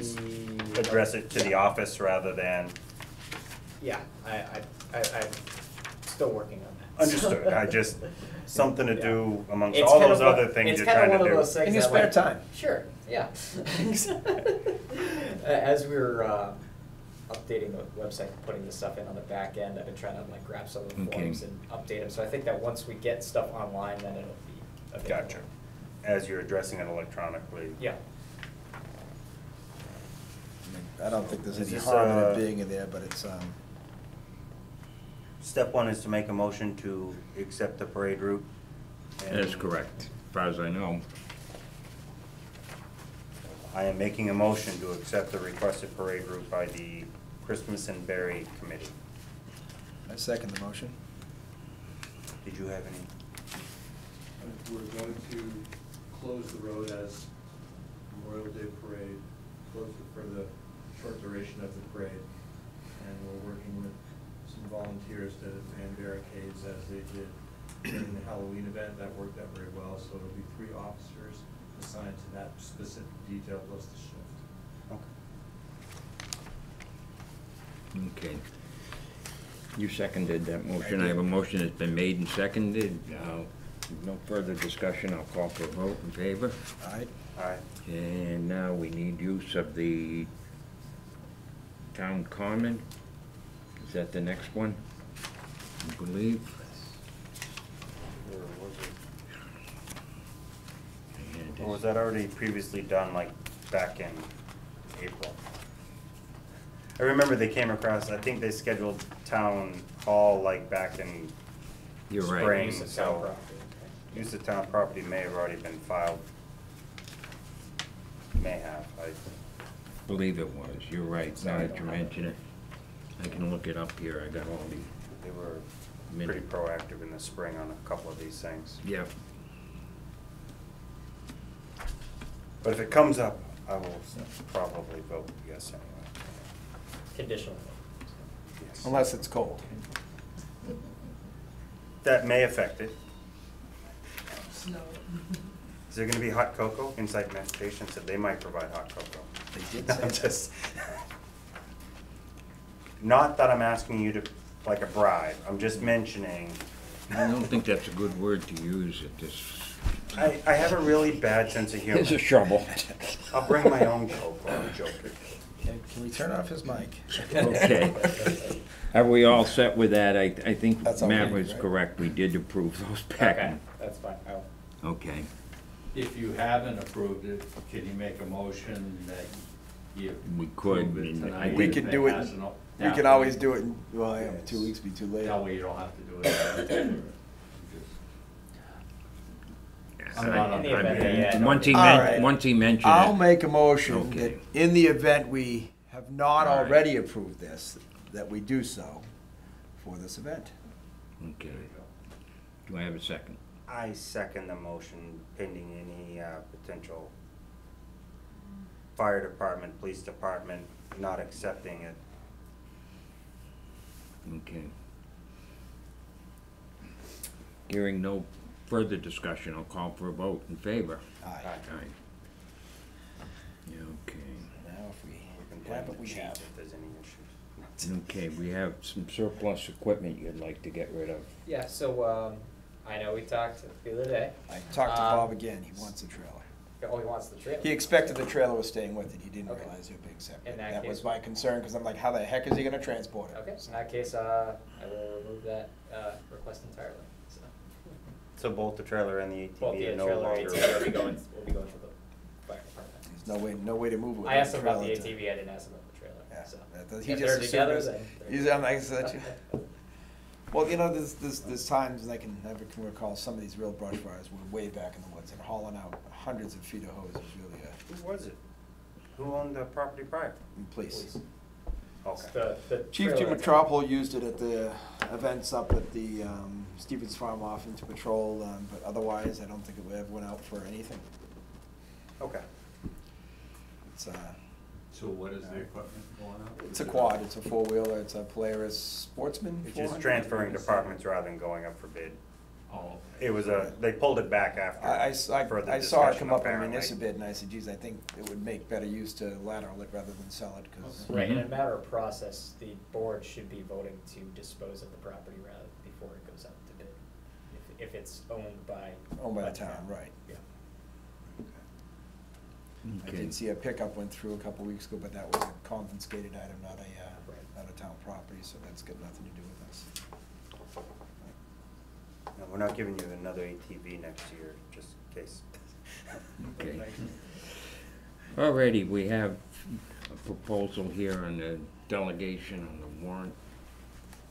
Yeah, so I just wanted to bring this up for discussion, just because I've been talking about this with another town's finance director who brought this. Take care, thank you for coming in. He brought this, or she brought this section a lot to my attention as part of the new Municipal Modernization Act, but it basically gives the select board the authority to delegate one individual to be the signatory on any warrant, which, you know, and report back to the select board as a whole their actions. And the only, in my thought of proposing this to you is that, you know, we do have our bi-weekly warrants for payroll and AP. And I know Charlie's in, you know, fairly regularly, and, you know, with the makeup of the board, I didn't know if it made sense to you guys to designate one individual to be that signatory, or if you felt that it was, you know, more critical to the process to keep it as is. But I just wanted to present that option to you guys to just make a formal decision on it. Just that, you know, in the whole talk about looking at processes, it was one thing I thought we could at least discuss. Personally, at this time, I'd rather not move that way yet, but I would like to, you know, we're getting better with your posting on the agendas and the calendar when it comes up that these things come out. But I would like to get a better handle on how far out these need to be signed so they can have the paychecks done in a timely manner. I found that often, you know, I'll get a message saying on Monday that the warrant's ready to be signed. I may not be available to come in until Wednesday morning, so Tuesday's gone for me. Literally, sometimes if I'm out of state, but I'll stop in at 6 a.m. Wednesday to sign it, and it's gone. It's got 2 signatures off, and I never get a chance to look at it. So there should be, I'd like to see a certain amount of time fixed. That if we only have 2 after 3 days, then it goes with 2. But I'm not afforded the opportunity sometimes to look at it because I'm not always literally home when I'm working. And I do get in, and I try to be very conscientious. I'll come in late at night, or I'll come in, you know, 5, 6 in the morning. It doesn't matter to me. I'm up. But I'd like to make sure that it's here to sign. And if it continues to have issues that we need to move in a different direction, I don't favor I'm not it. against it, but I really don't. I indicated that to Andrew. I don't really favor. I feel it's one of our prime responsibilities as individuals on the board. And we used to have the warrants ready for the selectmen's meetings. which would be fantastic. But still, Yeah. the payroll warrant I'm less concerned with. The Right. department heads are vetting the timesheets to their employees and workers, and that's double checked with the treasurer that everything adds up correctly, and then the accountant. I'm less concerned about signing those warrants other than briefly going through it. As you know, the AP, I do like to go through and make sure of what's going where and how much, and it doesn't take all that long. I don't necessarily go through every single slip, but I do go through most of them when I get the opportunity. I'd like to get that opportunity, and I think we have an obligation to make sure, much like the minutes holding up. I mean, I get frustrated sometimes. We go to DPW and the minutes are just passed through with, I never see the minutes when they're approved down there. Yeah. I don't like to proceed that way. We haven't with our minutes, and I don't want to turn that direction with the warrant. But I would like to have a finite time that it's out there, so I know we've got an opportunity to view it before it disappears. What I had requested prior to your term is that when a warrant is ready, so in other words, the accountant, payroll warrant's ready, or accounts payable is ready, because I know she works Fridays. Right. If she completes a warrant on Friday, I had asked that an email be sent out saying it's ready, so I have the weekend, rather than just relying on an automated calendar invite on a Monday or a Tuesday or a Wednesday saying it's ready. Because then I know I've got the extra, and I'm available and I can get in. I don't know why that was something that wasn't, Received. that's a way to put it. Why it can't just, it's done, it's on the desk, here's the notice, please come and do it. I know that on a weekly basis, the assistant clerk that handles the AP warrant is in here on Thursdays and Fridays. And I come in here on Monday morning, it's already sitting on my desk. So I would assume that every week, even though I'm not here typically past 12 o'clock on Friday, that maybe 3 o'clock in the afternoon, it's being put in the office and it's available all weekend. So maybe we could just adjust those times. Mm-hmm. Or why but can't they just send an email? I'm done, it's there, please sign it. I'll ask I would request, actually, we make that a policy, Right. if you're willing to listen to me, because I don't understand why it's so hard to say the warrant's ready. That's all you gotta say. I like the policy. My only concern would be is if they deem it as we're adding something else to their job description. But yes, I would like to see that they take the time to message us so we know we can come in. Well, all the Because job weekend is- descriptions say something about knowing how to use email. So, It's not like it's a daunting task, so I would agree. I mean, I'd rather see it on Friday because I know I can come up any time of the weekend or once again Monday. I'm literally it up at addresses 5 any a.m. variation in their schedule, and if I can get an extra day's notice, it only helps. Because they want it back for writing checks. And that's all as I'm well. asking, is It help- recognize from our perspective how it helps us. Which helps them. Yeah. I will address it with them. I don't know, do we want to make that a policy? I would, yeah. I would agree with that. I'd make a motion that we make that a policy. That an email be When sent to the select board. warrants are complete, an email will go out to the Board of Selectmen and the Town Administrator stating that a warrant is ready to be signed. Payroll and accounts payable warrants, as well as the supplementals that come out once in a while. Yep. Because those come out invariably the day after, and you don't even know it's there until you happen to show up a week later to hit the accounts payable. Let me second your motion, and then we can, because we're Gotcha, discussing gotcha. on the open Okay, motion. at the second the point. motion. And, yep, I second the motion. I Okay. have no more reason to Now- discuss then. Okay, and I would only add that, possibly for the discussion point, how they work out the notification, if they just strictly let Andrew know and he messages us, I'm fine as long as we get the message. So I don't, not necessarily that we're not saying, and the motion didn't clearly say, the motion said we be notified. It doesn't say that they have to specifically tell all of us, but that you are notified and subsequently we are all notified when it's prepared. I don't care who does it. Mm-hmm. But, Yeah. but it, Here's my they- concern with what but you th- just Well, they said. need to at least let Andrew know. Here's my concern. Okay. That still may mean we're now asking Andrew to be on the clock all the time just so he can forward that email to us. When he's not in the office on a Friday, he should not feel responsible to forward an email to us. And unless you have an issue with them telling us it's ready before you have a chance to look at it, maybe that's your issue. Being salary, I should be available until 4 o'clock on Friday, irregardless. The fact that I'm here past 4 means nothing. It's as long as the work gets done. I do understand But I that, think on but a I don't want that process- to be part of the policy. Do you Right. follow what I mean? Right. And that's why it's just as easy for the person that creates it and says it's ready So to clarify. to just say it's ready. That's all you're Send saying. it to the signatory officials. There you go. We'll leave it at that then. Okay, that's all I wanted to discuss, to make sure that Okay. we're clear on where it's gonna go then. And Okay. if that's where we're gonna leave it, we're gonna leave it just like that. I'm willing to hear if you have concerns I'm not understanding.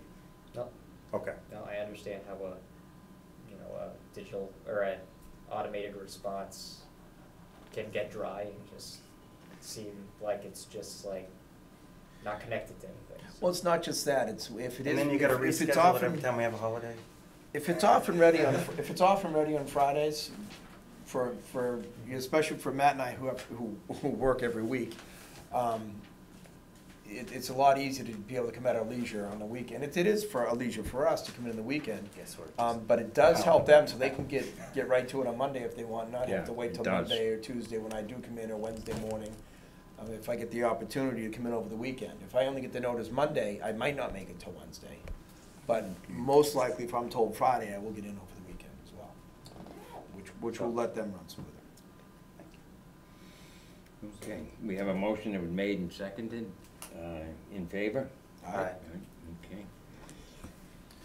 And I have one thing for the board report on. I spoke with Chief Carbone about Stetson, and he mentioned it to me actually about, they don't wanna meet with the full board, obviously, for whatever reason. I guess he had mentioned that he wanted to convene a group with people from the courts, people from law enforcement, the school, everybody involved, and bring them into a round table. And if there are court orders up there to follow through on certain Thank you. things, they should follow it. Now, I don't know, I like the idea of the full board being involved in this and not one member.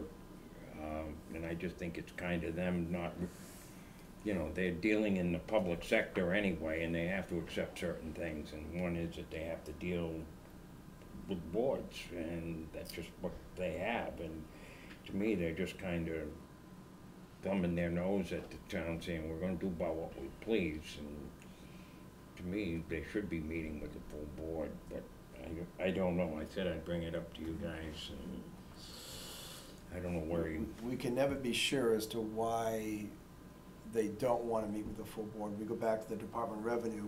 I understand their, as it was explained to me, their reason for meeting. I understood that one. Was to keep in, because our town employees didn't want to have it public in camera and Right. put out there.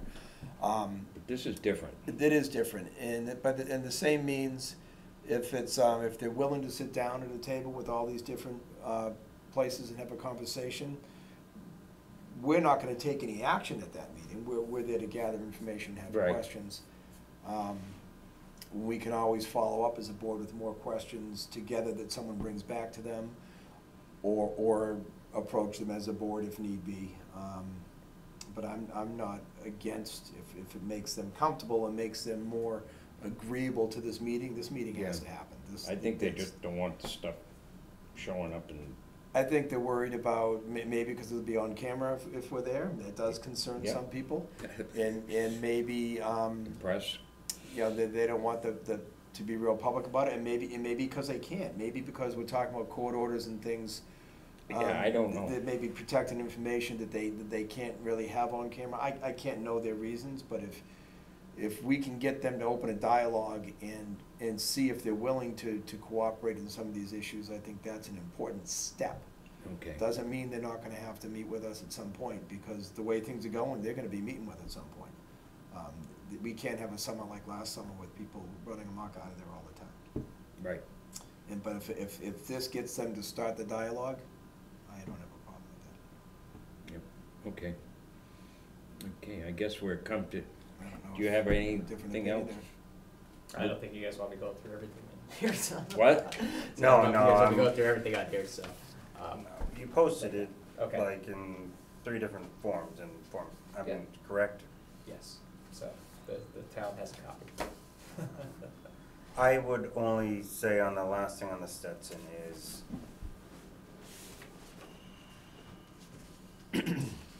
it's obvious why they don't, because you're talking dollars. It comes down to Excuse me, Matt. dollars. Chief, we're just discussing your idea on Stetson that you spoke with me about, and that's what we're doing right at the moment. Everybody left, we're not in executive session? No, this Correct. is still open meeting. Yeah, just Yeah, pull people up got a chair tired of if you listening want. to You can us. sit up here if you want, no one else is here, it's not like we're putting our back to anybody. I was just saying that I wasn't against their, if they only want one selectman there, because I think opening the dialogue is the most important thing at this point. I'm speculating they're probably concerned of having media available, and possibly there's confidentiality with some of the things they might talk about at a smaller meeting that they wouldn't on camera. But obviously, at some point, they will have to address this board, because we can't have another year as we did last year. And then Matt was beginning to say that he's sure it's financially, and that's I what he believe that ended when with. it comes down to it, it's dollars. And when it's dollars, it means it's the Seven Hills Foundation upper management making the decisions on where money goes. They don't want a public discussion about where they spend their money. And that's it, because when it came to, like you're saying, all the regulations that apply to how you deal with kids and all, they wouldn't have a problem talking to you about that, because it's not their regulations that they write, it's what they're mandated to do. So they could just easily lay that out. And I'm okay, I'm not saying that you're gonna make any progress knowing that and still trying to force a public meeting. I'm just saying I believe the underlying factor is the questions that would come up in a public meeting will always be about the dollars, and that's not a discussion they wanna make in public. There's no other reason, because I don't think they have anything to really be afraid of when it comes to how they're trying to do their job, but based on whatever the budget is there, that's why they're doing what they're doing. It's the money that's making the decisions right now. And because of that, why to discuss it in public? Because it's public money. Well, it's nonprofit. Wow. Doesn't Yeah, I doesn't know- I change the understand. fact, I well, understand. yeah, so Nonprofit's isn't, a- what you is know it, what I'm saying. Yeah, there are nonprofit's a certain horrible term nowadays. Yeah. nonprofit organizations that apparently make a lot of money for the people up top. And people question it all the time, why do they make so much? And Medical marijuana facility will be nonprofit as well, but, you know, Yeah. so it's deemed. It doesn't mean there aren't people Okay. making money. Well, that anyway, wouldn't do But it. it generates a question of who they are accountable to, I guess. Right, and they are gonna be accountable to us as long as they're in this town, because with the public safety and the nuisance of people running down the street, which I literally saw kids running down the street, flipping the finger at cars and running in front of traffic this year, from there. People getting out trying to interact with those kids, which can be a very dangerous event in itself, given what some of these students are. That cannot be allowed to continue. I watched that with my own eyes on a couple different occasions, a couple kids running down the road from that place. Period. And no need to say more. It cannot and will not be allowed to continue. And this is a great opportunity to have an open and willing forum with them. And we'll see where that goes. But if it doesn't, there could be more formal forums, and they can be done in this office or in a courthouse. That that cannot continue in that way. And if it has to wind up in an extreme form, we'll get there. And I hope this dialogue will start it and they'll understand that it won't continue like that. I'm not gonna watch their kids run down the street, you know, run in front of cars and giving people the finger and being disrespectful and dangerous in public like they were. Not a chance. Gotcha. I have nothing more to contribute to that. Okay. But before we go to executive session, I have something that came to my attention that I know we've been discussing, kind of fall under a selectmen's report. Just to throw it out, it's not to get too much into discussion. But it was brought up again by one of the constituents via email. I think we were all copied originally about utility poles, the ones that haven't had all the wires transferred, that are still hanging and potential dangerous. So I did some digging. And if I'm correct, Department of Public Utilities has certain big umbrella regulations, and then they tell the actual utility companies to create their own tariffs, regulations based on their industry. National Grid has a standard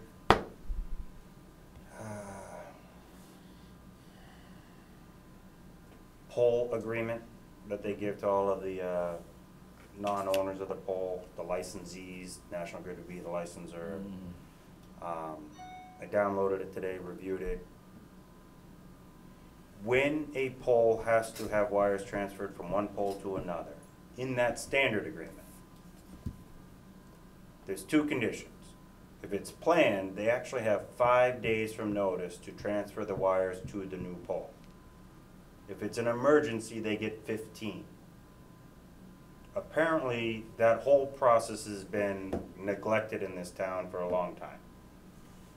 I was speaking to the DPW superintendent, who mentioned that a few years ago it was brought to their attention. They were requested to do a thorough evaluation of the town, and they found 200 poles in the town that still needed to be switched over in varying degrees of concern.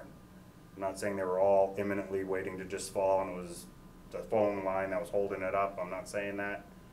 but they had to be transferred. According to what I'm hearing, it does not sound like much of a dent was made in that 200, however many years ago. So we have a lot of poles out there apparently that may still need some of this switching over.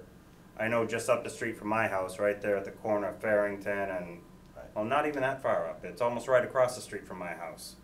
A car went off the road, took out the whole pole, and it's still waiting for cable and phone to switch on to the new. It's been like that for 6 months, almost a year now. There is actually one at Farrington as well that was hit about a year ago. Right, I mean, there was a Another couple one issues, further down, but going out of town on the left. the guy lost control right in front of my house. It was so close. Crossed the lanes heading up the hill and went off the road and hit this pole, I think all of 15 feet up past my property line across. I mean, that's where the pole's at, is all I'm saying. It's still there, and it does look like it's leaning more and more because of the way they tried to strap it to the new pole to hold it. We need to make some effort to reach out to National Grid to ensure that they're sending the notice, and then to ensure that they're following up on their agreement to make sure that people make the transfer, or they do it and then back charge the transfer. Because I believe the agreement allows for either approach, but we can't just let things keep sitting here. Because it just builds up a bigger and bigger deferred maintenance that eventually becomes somebody's issue.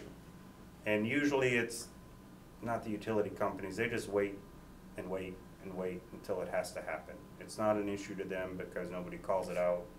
It's an issue to a lot of us because we fear that it's a potential new power outage, loss of communication, something else is gonna happen because nobody got to it, and then we have a storm. And like the efforts DPW did to get rid of the trees, to clear that out helps. This is another part that it's completely on the utility companies and their licensees to address, to help maintain that same level of prepared for the storms. So I just wanted to bring it up, and I'm asking maybe we start working towards some plan of action. I don't have a we've got to develop a plan, that's all. I also forwarded to Andrew, I don't know if you got it, so let's just double check. It was on May 30th that we'd get a notice from, I think it came from National Grid, that their agreement on how the poles are replaced. When there's joint operated poles, National Grid will put the new pole in, set it, and Verizon would pull it out. And the reason being, as I've understood from a relative of mine that was in the business years ago, they replaced from the high voltage down. If the highest voltage is on top of the pole, then your line voltage, then you work down to everything else, and Verizon's always the bottom of the pole. So they'd be the last one to make their transfers. Therefore, the new agreement is they will therefore be the one to remove the pole. If any company, which there's also the numbers of how many poles they have owned in town, if it's solely owned by National Grid, then they're responsible for replacing and removing. The same thing when it's owned solely by Verizon, they should replace and remove. So when we look at these poles, they'll be labeled on the poles, and I'm sure you've seen them because he's a fireman. It says National Grid, or it says, you know, the telephone company on it. Or it says both. It will say, or it'll say both. So if we have these, we can pay attention to these poles, and Chief, if you see them, feel free to make note of them. Who owns them? If it's a joint owned pole, we can literally look at what's left to transfer and just start keeping record and call people. And in case with the poles are swapped and the pole is sitting there, if it's got one name or the other, that we call them and say get rid of it. If it's got the joint names on it, then it's Verizon needs to get rid of it. But Just to remember, there's no only issue to that. one joint manager of the pole. So you don't have to figure out which company to contact. There's only one person you contact, and it's their job to tell the other company to do their job. So 99% National of them Grid gotta go by- is your managing Well, Until it's entity. removed by Verizon. Right. You Right. contact National Grid, and it's their job to tell Verizon, get the pole out of there. You don't have to figure out who to talk to, is what I mean. Generally, that's the rule. There's one managing I think the fact entity. is we need a list of what poles, because until you give them. Jason a said he pole, created a if list, you so can get me that, I'll go it's after in the it, records. but- Apparently, he said he did it for the last board. Okay, well, if Yeah. I can get that, I'll go after it, but unless you can give them a pole number to reference, they'll just, Right, they're you'll not need- gonna drive around town looking. Right, you'll need the poll numbers. They included in this little email a note that there are, as of 2016, in Massachusetts, not just Barre, there's 719,000 poles and 631,558 of those are jointly owned. So there's only 87,000 in the whole state that are solely owned, so most of them are gonna be joint, or like, obviously fall under National Grid's jurisdiction anyways. But that's, I don't know if you got that, but I did Yeah, send it I did. forward to I that. I That's at copied least it. their updated agreement, how they deal with placing and removing, but yeah, we've just gotta start making note of them. Buy the poll number is important, cause that tells them exactly where it is and who owns it, and you know, obviously, we don't have all the dates when these things occurred. But you're right, just in that street, there's 3, I believe, that are recent. If I got that list, I'll go knock it. But I need that list. I'm not spending a week on the road looking for it. And I don't know where the last administration may or may not have saved that list. Yeah. I don't know how quickly Jason can find it either, I'm just bringing it up. We can send our patrol guys out. Yeah, well, that's That's also, another thing. to Whatever's start to look at everyone, matters. it's time consuming, but if, That's what we, yeah, if you, patrol every road, so. if you look at every road as you go out and just make, quick note when there's a double pole or something like, cause it'll be a double or a fraction or a strap piece, or, it'll be pretty obvious. Well, it helps too with our new guys learning the road, so. Yeah. When you do or don't get the list, we can talk. Okay. Or That's something even to- if it's an old list, I can give it to you to verify. Yeah. Every so often, we've had this before, and we did ride herd on them and the list, and they get it, and then they fall behind and get. You can stand to their low priorities, so Yeah, don't worry about the it. very low And priority. if there's any teeth to the timelines, if they're supposed to have it out in so many days, it must be penalties or something Yeah. that we can enforce. Just remember, every one of these companies is charging you a maintenance fee in the bill. And they're all. Yeah, I know. And if they're not doing it, then they're just accruing that to the next year and to the next year until someone says, use the money we paid you to do it. Yeah, I know, they get, Right. So, in other words, all I'm saying is I'm not asking for something that we haven't paid for. they're reimbursed for That's all I the, meant. they get reimbursed for the local taxes and everything else. Thank God. I Just forgot wait we're till next on. month. Yeah. 34% increase on your electric bill. Thank you, DPU. I Okay. had power for 4 days, and my bill was higher this month than it was the entire summer. That happened So, before turn the when we AC lost off, it your for bill 2 or goes up. 3 weeks here. It went up. Sure. Okay, so, I live and die did by you have oil anything and else you wish to bring up? Why is my electric bill going? Matt, you're all set? I'm all set, nothing more Okay, until so executive. we have, Do you have a communication control with Deegan or whoever? So Are did we you guys say doing- the word? Are we doing administrative report now, or not doing it? Or Oh, we- I'm No, sorry. we talked to him, Right, he I said don't- he's posted it all, it's the There same isn't- thing we've There read. isn't much more on here that wasn't, I really don't think there's anything on here that wasn't already brought up as part of discussion. Is there anything you want to discuss before you go past it, or is it, you good with it?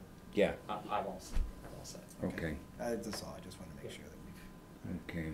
I make a motion that we go into executive session as per MGL Chapter 30A, Section 21A, Exemption 2, to discuss strategy with respect to collective bargaining or litigation if an open meeting may have a detrimental effect on the bargaining or litigating position of the public body and the chair so declares. and resign. We will, when we leave executive session, we will not It would not be continue in open session. correct. We're open to adjourn. We Well, will you're- open to adjourn. I know there's some Okay. formal Adjourn language. therefrom. Adjourn therefrom. We need to give it time, right? Are you inviting me in? What? We are inviting you into the executive session. 10 minutes. Okay. Thank you. I second the motion. Okay, with that, I'll call for a vote, roll call Roll vote, call Mr. Urban. Aye. Joe Sullivan. Aye. Aye, that's unanimous. I guess we